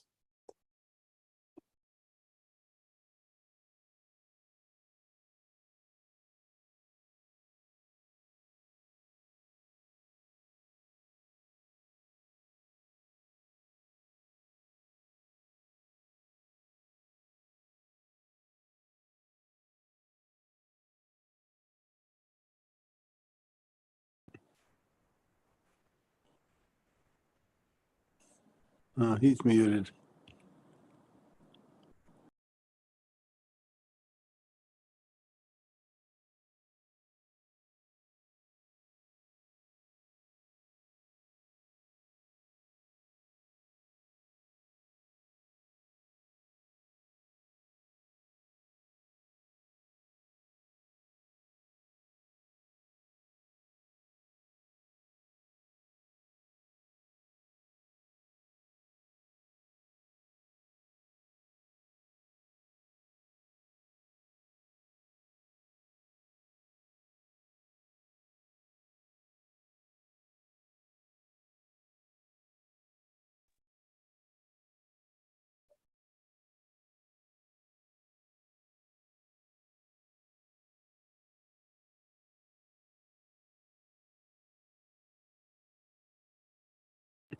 Hey, Michael, are you there? Yeah, I'm here. Oh, there you are. Think I look like Brian Barrett? Is it too scary? A little bit. How you feeling? Oh, I've got a fever, coughing. Yeah, you sound a little knacky. Man, I thought this COVID thing was over. Yeah, I got it too. Fran and I got it both. Yeah. Oh, you have it right now? No, no, not now. But we had it. A couple million ago. Here we go. We're back. Yes,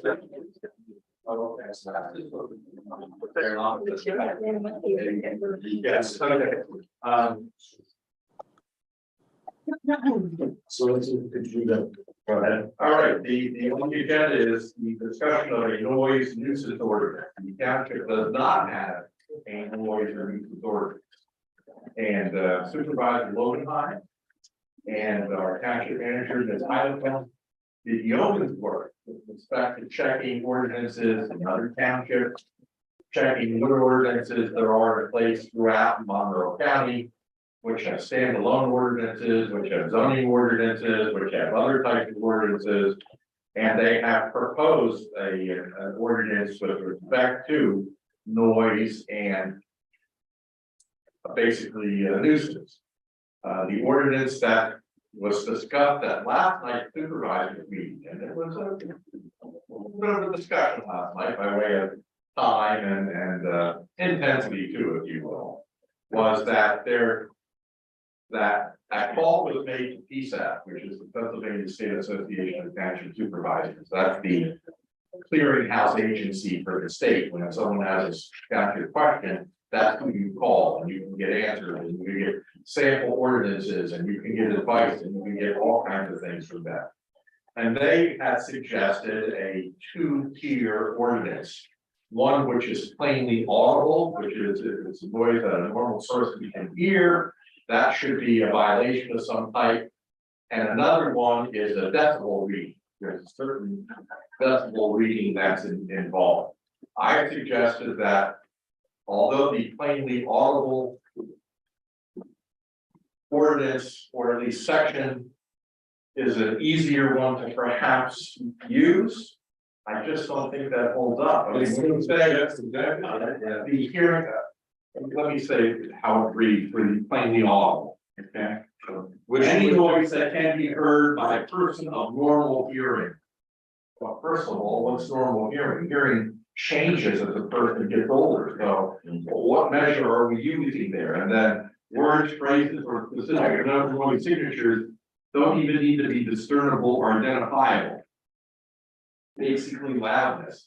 I just don't think that applies. I think you need a decibel number to say this is the decibel number from your home, not even from the boundary of your property, from wherever the source is that you're looking for.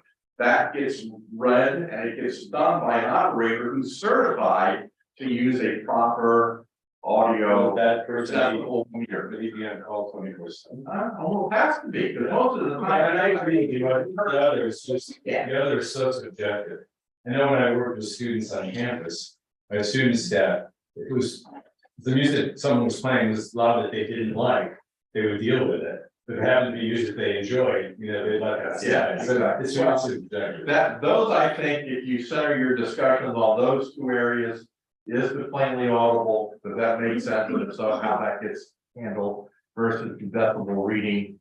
The concern was that the decibel reading section or law would be expensive, costly. You have to get proper decibel meters. You need to have someone, probably more than one person, trained in the use. So what about things like graduation parties? Well, there are exceptions. Which is the ordinance that you?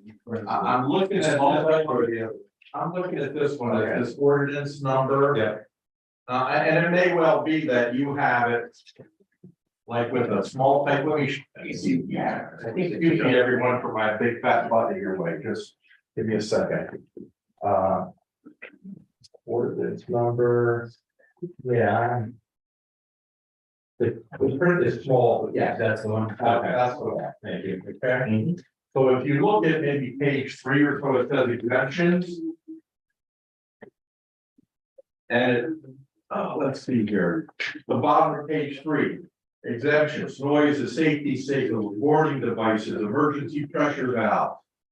to noise from emergency work or noise from an authorized emergency vehicle, noise from an emergency generator during power failures, noise from public festivals or celebrations, noise from an athletic or recreational or other outdoor activity, or repairs or maintenance of municipal services or public utilities, the sounding of bells or chimes or carillons for religious purposes, the operation of lawn care, snow removal equipment, and other household maintenance equipment tools, the operation of air conditioners, fans, heating units, operation of airplanes, helicopters, etc., of all motor vehicles being operated on public or state roads.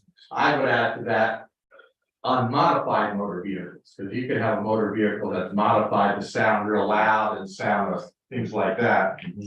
Activities by special waiver, farm-related operations, any licensed business, commercial, or industrial operation, any noise created as an official duty, and any other noise. So there's a lot of exemptions, and I guess it could be argued that, well, the tail begins to wag the dog.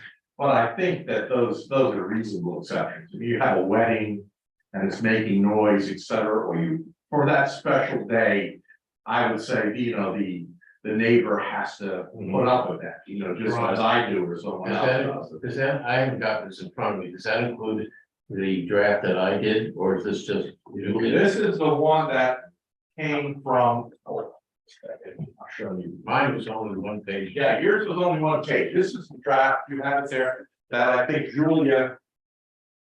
She did it based on your comments, I think, because it incorporated parts of what you were saying, Robert. Yeah, David. I had the same comments that David did. I think there needs to be a decibel level in this. I think it's got no teeth without it. And I also, part of it just seems like if it bothers you, then it's against the rules. And without any decibel reading, what does that even mean? That means you start talking on the other side of the property and it's bothering you, you can, sue for a noise complaint. It doesn't seem to make sense. There is a level of decibel on the A scale, on the dBA. Yeah, but not in the draft that we have. That's found to be intrusive to the human ear, intrusive to society, I think is the way it's phrased.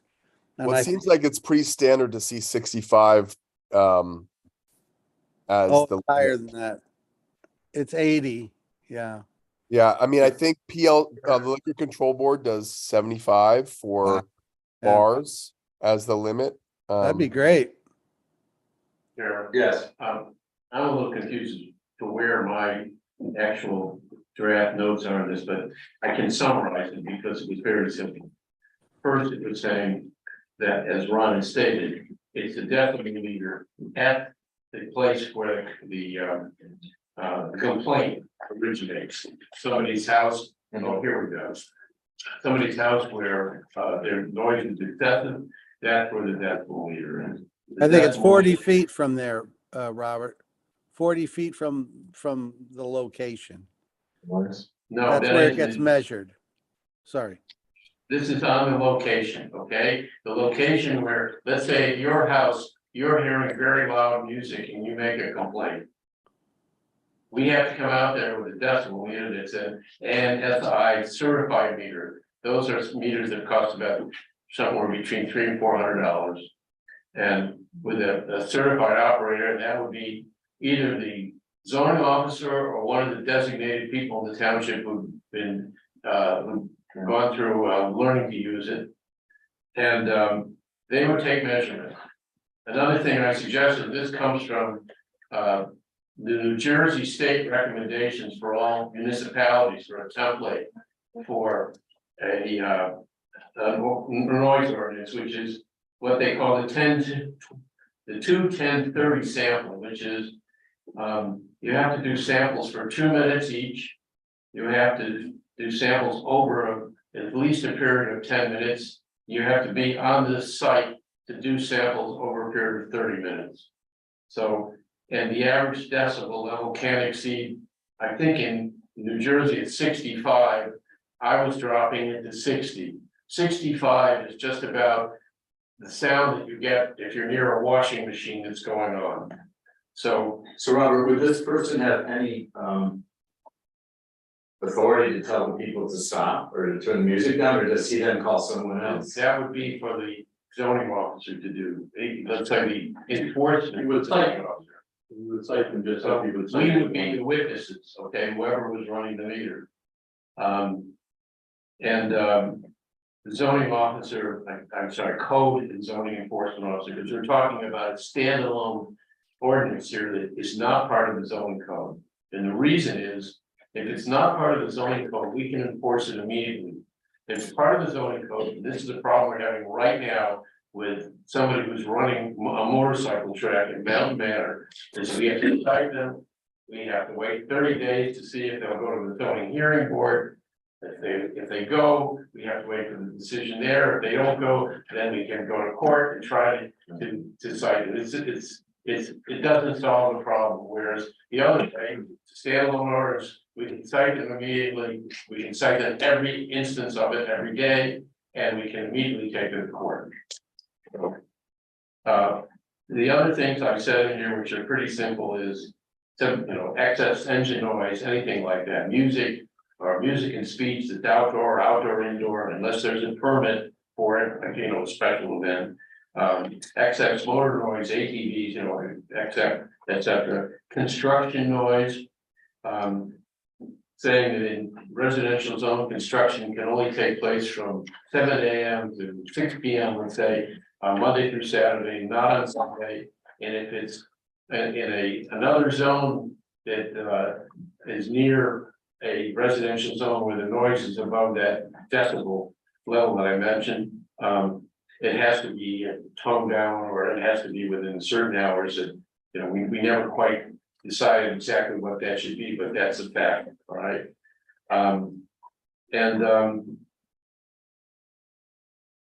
Also prohibition against outdoor music or outdoor speech between 10 PM and 10 AM anywhere in the township, unless there's a special permit. As I said, construction is 7 AM to 7. No construction between 7 PM and 7 AM. Car alarms have to shut off within 5 minutes. And if they're continued to be triggered, that's a nuisance where we can cite that. So it was pretty simple. And Julia had embellished a lot of this in her version of it. But what we're trying to do is find something that's simple enough that we can pass it quickly, because these people are experiencing these irritants in the case of the motorcycle track every day, in the case of music from a loud bar every weekend. And let's face it, we're sort of a suburban, rural and urban mix here, where there just isn't enough room between some of these districts for the residential areas to be insulated from some of the sounds. So it seems like this is the time where we should pass something like this. Thank you. Yeah, I have a couple of comments. The first is the only teeth in this is the only teeth in this is the DB rating that Ron has Yes, mentioned. and that's the big difference. Right, and the way I've seen it done before, because I've had to adhere to it in my business, is that it was during the day, and there were hours it was defined when a day was, it was 65 dB at the property line, and then 55 dB during the evening. And that includes anything and everything. So, on here, you have an exception, air conditioning units. Well, if you have a large chiller in a commercial facility, those things make a lot of noise. And if it's putting out 75 dB at the property line, and you allow that as an exception, that's a problem. So I think we need to look at these exceptions a little bit closer, or qualify them. Well, the only problem with the property line is this. Sound travels in weird ways. And it travels in weird ways based on wind, based on echoes, based on temperature. Which is why you have the property line. And that's why you measure it. Yeah, but what we're talking about is people who are complaining about it. It seems like, and this is the New Jersey formula, that it should be measured where the people are. In other words, it's your house and you're complaining, we come there and measure it, and it should be a certain But decibel. they could be sitting at a campfire on the edge of the property, that's why you do it at the property lines. I just don't think. See, again, you're getting to the subjective areas, where is the person standing, where is an objection? Well, we're saying on the person's property, but when you say on the property line of, let's say, of the violator. It's, I think, and I don't know this, but I think you could go into a court and argue that if you're not disturbing anybody.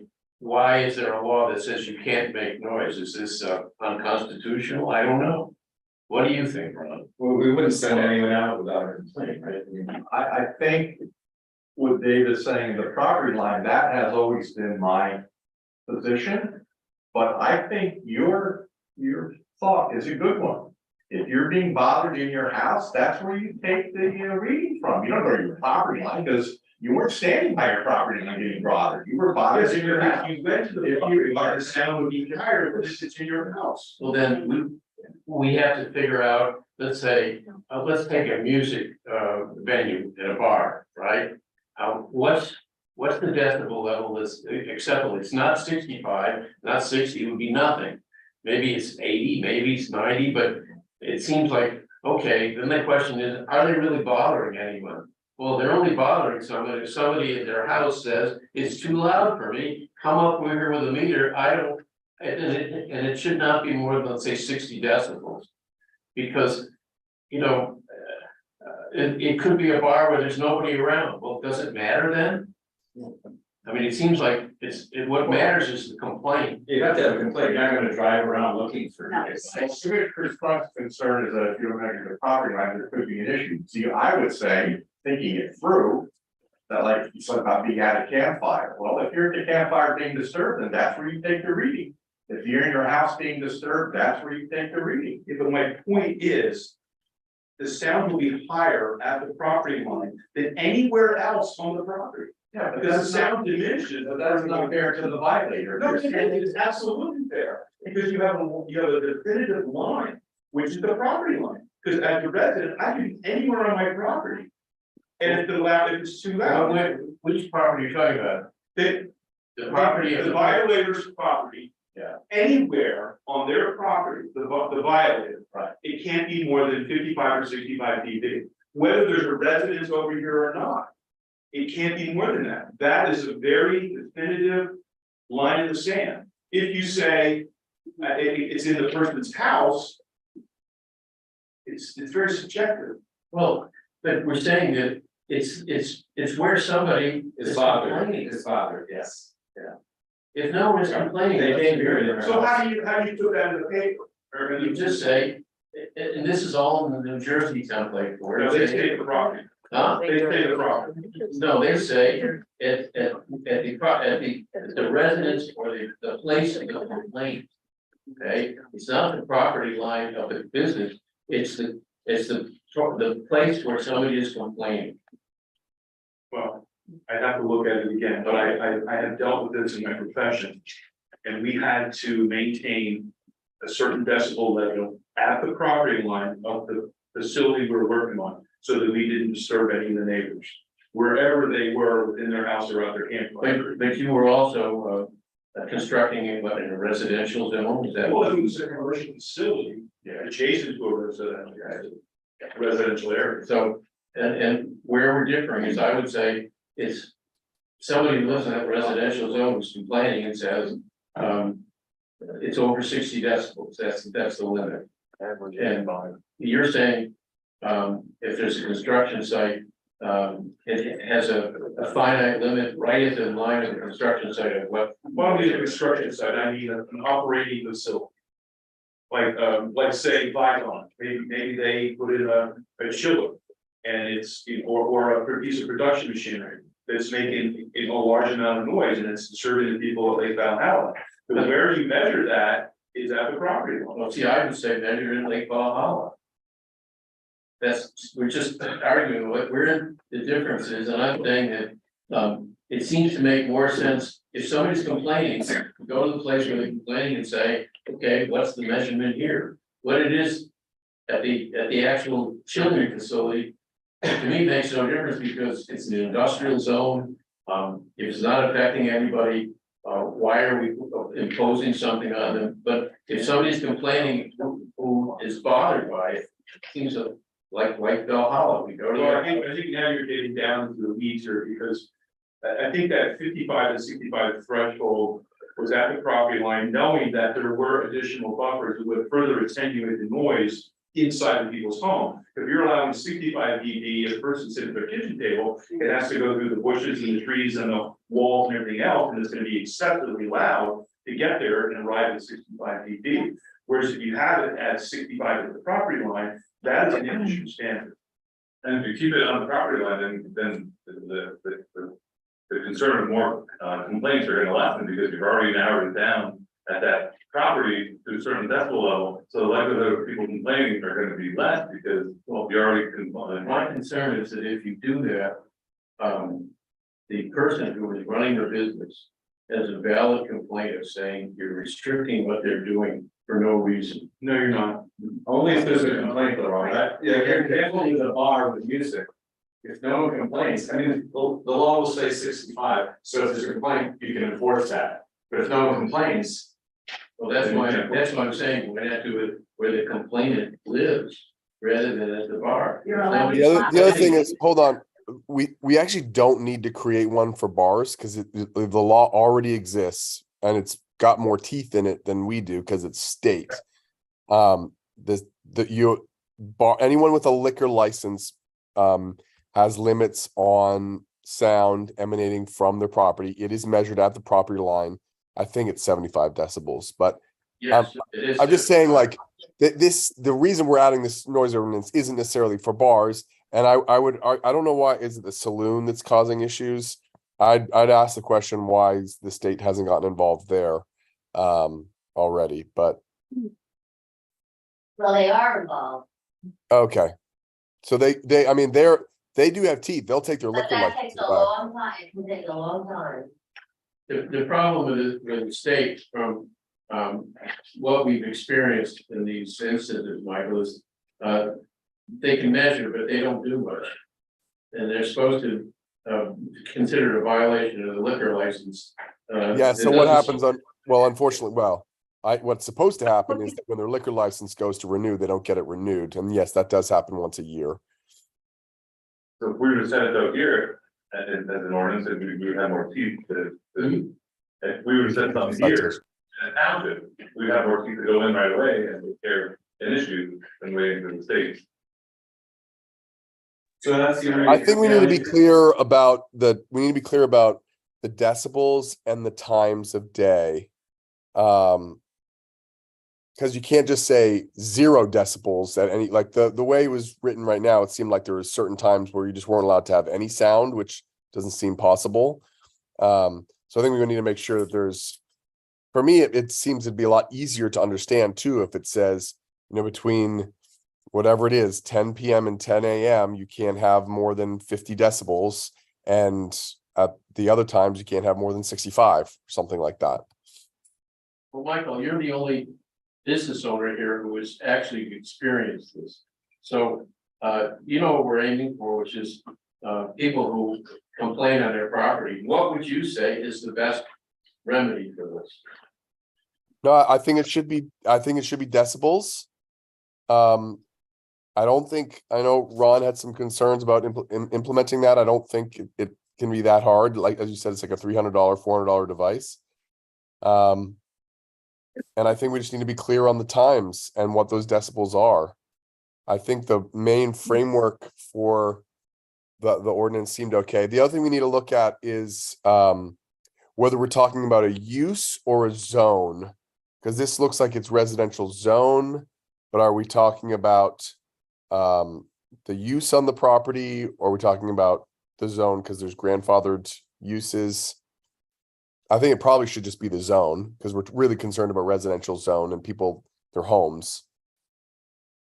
And there was something I saw, I think the Jersey one that I liked, which was about, because we have something similar, which is in our economic development, if there's going to be portions of that property which are residential, then they need to abide by the same rules because there's residential on that property. I believe, this is Ron, Michael, I also believe we need to put in, again, where we're gonna measure this from. Mr. or Commissioner Strunk is correct that the Jersey, ordinance does say at or within the real property line of the receiving property. So is that what we're gonna do, or we're gonna do it where it occurs? Like I said, I was always of the property line vintage until, Supervisor Lobenheim brought up the source, I'll call it, place. And I was pretty good with that until Mr. Strunk started talking Well, about the night. Sure, if where it's- I am.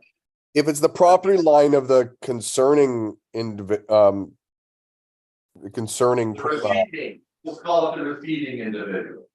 yeah, I mean, I guess Property that's line a of little bit more receiving. specific than saying in their house or whatever. You're still talking about the property line. That might make it easier, especially if you're talking about the situation where you have maybe an industrial use in an industrial zone going up to a residential zone. Then you're worried about, you know, the residents. So wherever their property starts. Does that make sense? Sorry, I do have 101 fever right now, so. You're delusional. Mr. Chairman, we do have some people here who've been waiting up all evening to hear all this. Maybe they could have. Oh, great. I thought you were just hanging out because you're so excited about stimulating. No, okay. I'm sorry. Hi, I'm Joanne Norris. I just have one question. I know all this is because of the racetrack thing going on at Mountain Manor. Had that not come about, would you guys even be discussing a nuisance noise ordinance at all? Do you have other complaints within Smithfield Township other than before this racetrack? Yes, we have, and it's noise and in some cases about loud music. Especially short-term rentals before they impose the 30-day minimum. Like, you know, maybe you rent a house in the neighborhood for a weekend, that kind of thing. They got a lot of. And the problem is we don't really have dedicated ordinance about noise. Yeah, we never did. Been there since 1980, we never had any Yes, and noise then. ordinance. I think there's a very big misunderstanding that I think there is. I'm sorry, man, you got it. Oh, Please, first. Tammy Booth, I think there's a big misunderstanding there. It didn't start because of this race thing. Okay. There's other people, and I think you were there last night, they have problems with things too, with music. I know people have problems with rentals and that. I think this is a good idea. I sent I happened to be backed up to this race thing. I sent 2 videos to the zoning officers and the things. I took one on my front porch. And of course, they're on my property line. And I took one there. So if you're talking about taking it on the property line, I think they're great. Because it opens up, there are people above us that are complaining. It opens it up to all the people that are complaining in our area.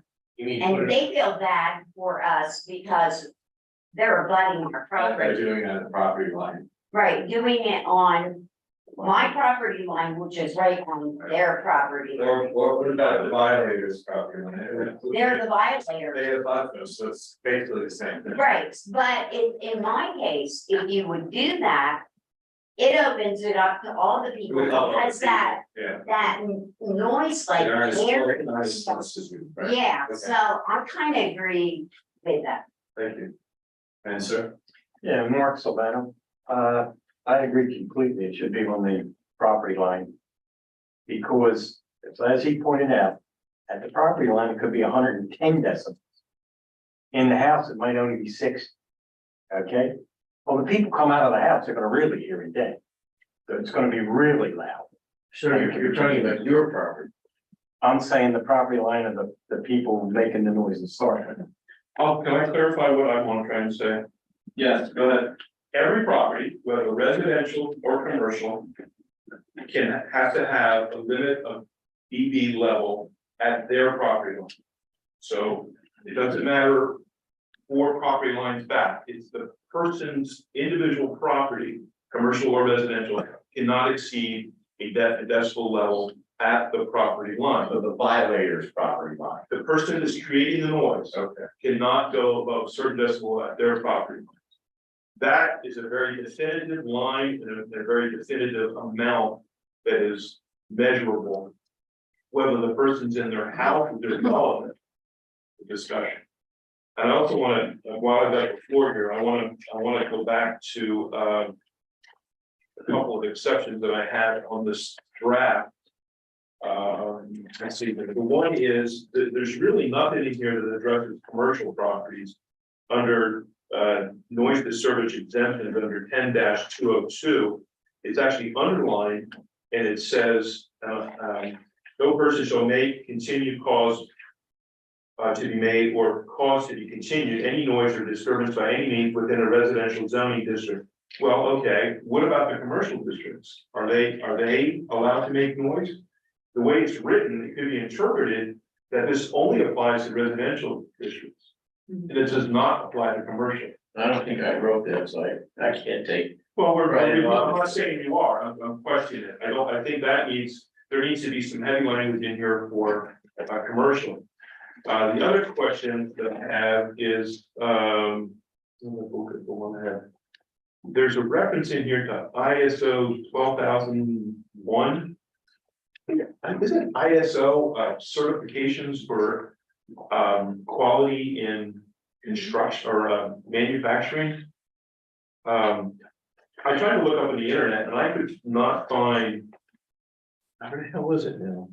ISO. Page 2, and the noise. That's the 2001. I just looked it up. It's just another way to measure decibels. It's gain is measured in decibels and ISO is Under the measured. definition of noise, and it's defined ISO 12001. And I asked Julie if she had a copy of that. She did not. If we're going to reference it, we better make sure it's relevant. I don't. You saw my comment. Okay, continuing on. Under the exemptions, it says operation of air conditioners, fans, heating equipment, and similar comfort devices. To me, you're saying residential. Again, I go back to a commercial facility. If they're a blacksmith and they've got a rotating hammer that's pounding away until 10 o'clock at night, they can do it. Okay, and according to the way this ordinance is written now, so there needs to be some teeth in this for residential or for commercial, and I think you should just strike number 9 in its entirety, so that most air conditioners are going to meet it that decibel level, but we don't. If there's something that doesn't, we want to make sure we can back it out. Under presumptions. It says it shall be necessary to establish that any single noise disturbance occurrence has lasted more than 10 minutes or repetitive disturbances total 20 minutes within a 1 hour time period in order for violation section. So my question is, so what if it lasts for 19 minutes? I didn't write that. I don't know. I'm just questioning. I'm not saying you wrote it. I'm just questioning it. And I go back to the dB levels of the property line is the only teeth that we can really. I can only say that there's 2 versions here. One is quite complex. Yes. The other is pretty simple. I was going for simple because I thought, let's get something basically we can get past and something that's easy to enforce. And I feel we can always add to this at a later point, but something basic where we can go out and find. Oh, I didn't see that one. I only saw this one that was like. Well, no, this was sent to you too. It was sent later. But that's not written in a form of an ordinance. That's the problem. It's the guide by which Julia wrote the ordinance. I think she added some more things to it though. And the first thing that occurred to me when I saw Julia's ordinance was, who's going to enforce this thing? Who's going to walk around with the dB meter and so forth? This is the problem that we run into virtually at every turn, and I know Robert mentioned that the zoning officer would be the one that would do it. Oh yeah, okay. or his designee. In other words, my His feeling is, designee? whether it's me, whether it's Jacob, whether it's Lucas, whether it's Julia, we should be designees who know how to run the meter. So at least somebody's there who can go out on a Saturday night or Sunday morning, wherever it is, and find what the sound level is. That's the best we can do. I don't know anything else that we can do, to be able to test the level, other than the staff being able to do it. And Robert, you see that obviously I'm talking about a larger issue here, not just noise level measurement. I'm talking about enforcement of our ordinances in general. We have all these ambitious ordinances, this giant book full of, like, it's a Bible full of ordinances. And we expect enforcement from this one guy.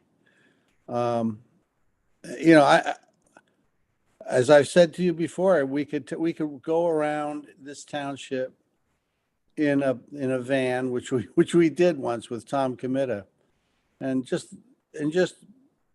a casual drive, and we could pick out a dozen at least violations. That's certainly not, thanks, and sir, did you have something or? Yeah. Sorry I had- to be so negative and pessimistic, but that is the case. Well, let me answer that, because all I know is we have to try. If we're negative about it, we just take the attitude of, okay, the signage ordinance is violated every day, and we see examples of it. Should we have no signage ordinance? I think we just have to try as best we can to enforce it, and especially enforce it where there are complaints. Bright lights and so forth. Yeah. So a couple of questions for me. One is having a construction business. Sir, you need to give name. I'm sorry, Bob Markey. No, I think you did. Having a construction business, how is this gonna affect us? Say, if we come to your house and have a rock. Obviously, that's gonna be way over 60, 65 decimals. How does, you know, they're typically 100, 120 decimals for hammering, just as a, for instance. And then secondly, part two is having a garage. Our trucks come in at 5, 6 o'clock at night, so we're in there working till 10 to have a crew till midnight that works on the trucks at night. Possibly changing tires, so you're gonna hear an air hammer. I mean, that's affecting my operation, so how do we make it, I guess what I'm asking, how do we make it happy medium for everybody? I'm not saying we shouldn't have something, but Sir, I'm just saying. is your garage and your maintenance operation in a residential zone? Yes, I've been in non-conforming before you guys had, any zoning. Your grandfather. And when he read the list of exceptions, wasn't any that he thought applied to that? Or? I didn't think so that I heard, but. I don't see construction in here, but I thought I read it. It does say any which is kind of kills the teeth, but any approved commercial use. The last one, I think, It's an exception. in the exceptions. Oh, yeah, it says noise disturbance exemption exempts from limitations as any lawfully existing building license. Yeah, that should be stricken, because again, you can have a business, if you're basically saying a business can do whatever they want. So you could have, again, I go back to the blacksmith with a rotating hammer pounding away. And that should be stricken. So to answer your question, my would be you need to find a way to attenuate the noise if it becomes objectionable to your neighbors. Or if you have somebody that moves in adjacent to you that wasn't there before, and now you're putting out 95 dB, you know, you may have to add insulation to your walls and keep your windows and doors closed to find a way to attenuate it. Has it been a problem with your area? Never. You're probably not making that much noise. Yeah. We are, but there's nobody around us. I mean, we're in a pretty. Yeah, Family around us, so. How they reacted on if there was a complaint, like I said, people aren't gonna be driving around with a meter to try to catch somebody. Well, I mean, if you're saying enforcement, that's what I guess that's where I was going. If you're just gonna do a random drive with enforcement, well then, No. you know, we. Well, it starts with a complaint and then you go to the property line. If your property line is such that it's 500 feet, all the trees are gonna attenuate that noise. You may be making deafening sound in your shop, but at the property line, it's not a. Yeah, no, we have to be a complaint from And somebody. it do it also again. depends on the time of day too, right? I mean, this is why these are important distinctions that we have to make sure are clear. Is that I mean, people are gonna make noise during the day. We just gotta, and I don't know how close we are to the end of this ordinance going into play, but there's like a 7 PM written somewhere. Most of the ordinances I've seen say 10 PM. I think I that's think something the we can example describe. Robert used was 10 PM, but. Dave, what were you gonna say? It goes down after a certain time of day. From 65 to 55, is that right, Robert? No, mine just said, what was it, 10 p.m. to 10 PM, no music or speech outside or outdoor indoor between 10 PM and 10 AM, something like that. Right. Well, That right makes sense. now, That's not what the ordinance says right now. So we need to tell Julia to change that. This ordinance that we were asked to review, paragraph E on page 5, says noise disturbances, exemptions with limitations. The following activities shall be exempt from provisions of this chapter only between the hours of 7 AM and 7 PM Monday through the following activities shall not be exempt from the provisions of the chapter on Sundays. So basically, it goes through them, and number 1 is music, feature, noise. So if the 1831 someone is whooping it up at 6 o'clock in the evening, they can do it. Operation of heavy equipment. And then number 3 is noise from public festivals, celebrations, or other lawfully gathering. Number 4 is noise from athletic fields, outdoor activities. And then the 5th one is lawfully existing businesses, commercial. That's one I really take an exception to, because that's the one where they could be creating a whole bunch of noise and they're allowed. Michael, mine does say 10 AM to 10 PM for music, but I don't think anybody read this. Julia sent out the other one, forgot to send out this, then sent out later in the day. Plus, if you have work on it, they're gonna start at 7 AM. Right. Yeah, you're gonna start at 7, they're not gonna leave at 10 o'clock. Right, so you're just saying. No, I'm talking about just music. Yeah. Construction is 7. David, can you read that one exception I didn't like? It said athletic outdoor activities, Or exempt. and then what was after that? An exception. I mean, I don't care about and other, because I don't know which one you're going through. That's not the one we heard last time. It says athletic, recreational, or other outdoor activity. Or other outdoor Activity on activities. fields and or sites specifically designated for that use. That, So I guess it would be that soccer is my fields, baseball concern in fields. my situation. Yeah, that could be the track. Right. So that's my concern with I mean, we all know who's not using it legally. It's just having him stop, and it will take a while. You know what I'm saying? So Well, are you looking to get this passed tonight from us, or are you looking for input?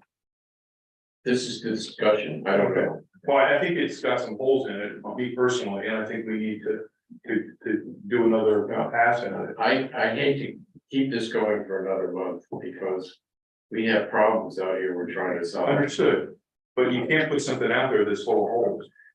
But I think Doug brought up a very good point, which is this. How do we enforce this? And my view is, you've got to keep it small, you've got to keep it simple, you've got to keep rules so that the people who are making noise understand it very clearly, like whether it's 10 AM to 10 PM or 7 to 7. So anybody who's a contractor or is running a bar knows exactly what the rules are, and the way you put that meter, what you make as the level has to be very clear too. But they can't argue that I'm grandfathered in because this didn't exist when I did my track. They can't argue that because Not a the zoning. track is illegal. Not gonna be a zoning. Oh, okay. Not zoning and the noise is new. reconsider this. I was concerned of, okay, so we have to buy a meter. And then do we have to pay to train so many people? Probably. And I didn't think last night, who's gonna wanna come out on, because a lot of these things happen at night on weekends and stuff like that. So that kind of was my concern, but I was more for the meter after I asked Ron, well, what was your experience? I'd like something that we can enforce. Yeah. but It's more, it's less subjective than just. that's Yeah. my questions, but I really think not just because of the track, because so many people, years ago, you would not have this problem. It was called courtesy in the area. Unfortunately, people are not courteous anymore. Right. Right. And we You have to work on something like that. conscious growing, but new uses coming in and. And I feel bad on, I would never want to be in your position. We're actually looking for volunteers. Well, no. And if you notice, we could be similar to others. Right, so you're not looking for a motion or anything from us, you're just looking for inputs about it. No, this was just. Lucas has all the comments going down, so we can. See what your decision for, that's all. Did we have a work session? We could, yeah, we have, only if you recover quickly.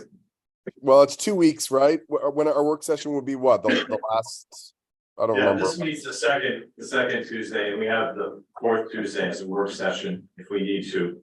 And combine the supervisors. No? Yes? Would you meet after that? We're available, Yeah. or some of them.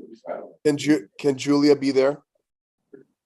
Yeah. Sure, during the day, I'll check, but. Yeah, to expedite this, I think we'd be willing to do that, so. That'd be So do great. you have enough input that you can give Julia a rewrite, whoever's doing this? So we agree on things that she needs to rewrite?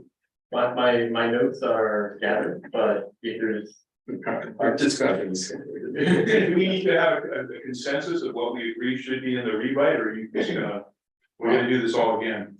If you have some consensus, I think we're talking pretty much, honing it down towards this. The list of activities. Okay, and the town level of where it's taken. But if you want to make it simple, you could make it as simple as, no noise levels above certain decibel at the property line within these hours and another level at a different hour. But then you can go into other exceptions, but it needs to be very clear that it's commercial or residential. And take out some of these exceptions that. Commercial and residential. That's why I still go back to saying, if you take the level, the residents on the property line or the residents and somebody complains, then it's like, okay, if it's over 60, that's it. Doesn't matter where the noise is coming from. Agreed. You're saying just the comment here, you're saying back to the property line of the cleaner, you're saying. It's still, it could be 2 houses over. You can go to the property line of the people and make an invoice and measure it there, and it's even worse. Rock or Supervisor Lobenheim is saying at place of the complaint versus the property line. That's what is. I disagree with that, it should be. Okay, well, that's what we're debating. Yeah. But when it comes down to it, that's one of like 3 different things we're debating, and I think we should keep this real simple. But to use, for example, someone who's not on the property line there, might have a big complaint. But under yours, I don't know if that they could file a complaint, it almost would have to be on the property line of the business.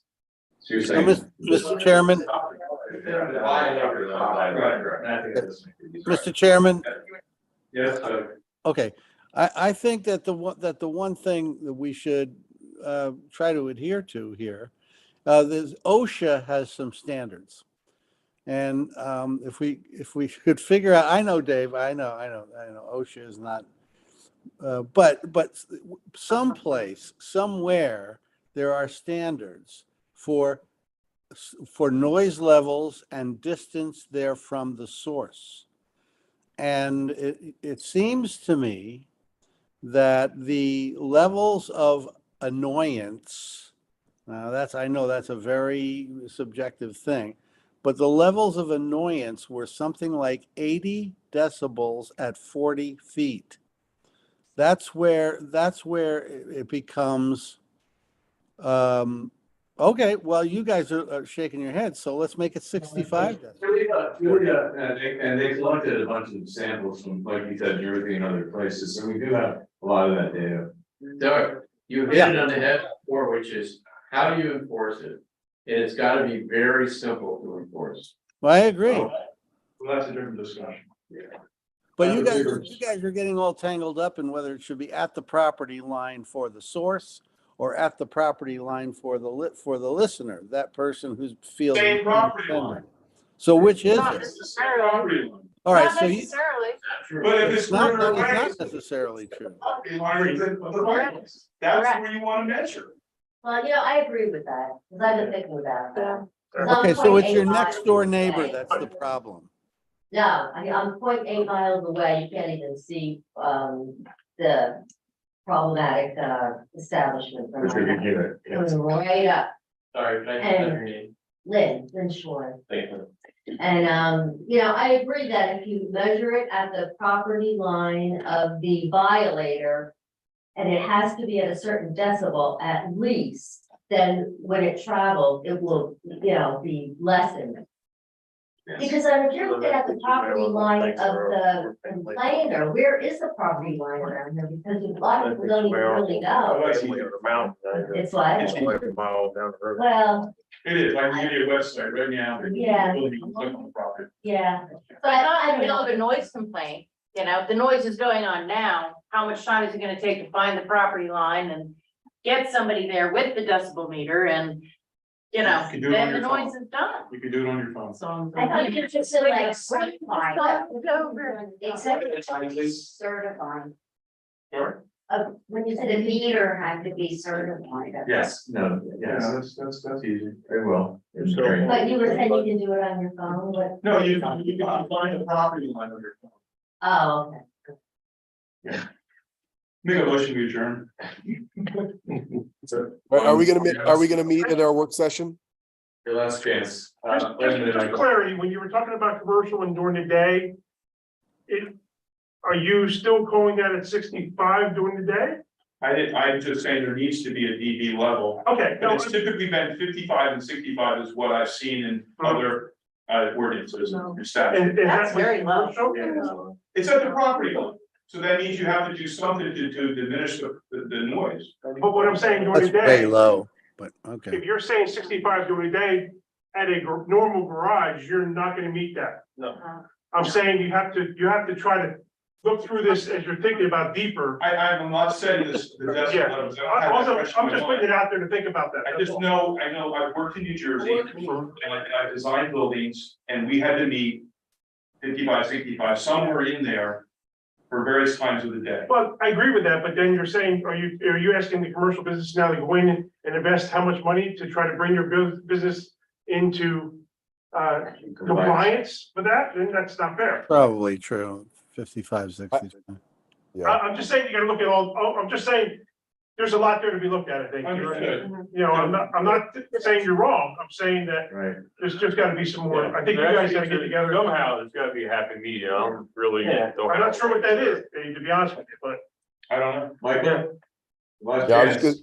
I was gonna say the same thing, that, I mean, maybe there are 3 levels.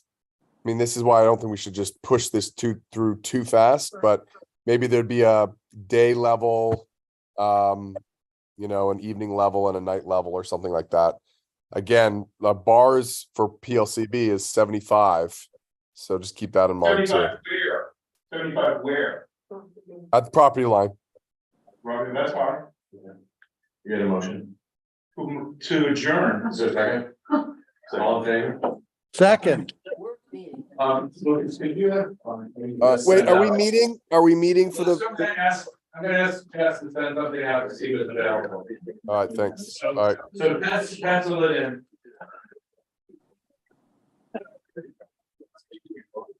Actually, I'm going to. did I hear a vote? All in favor? All of us figured out. You are here alone. Yeah. It's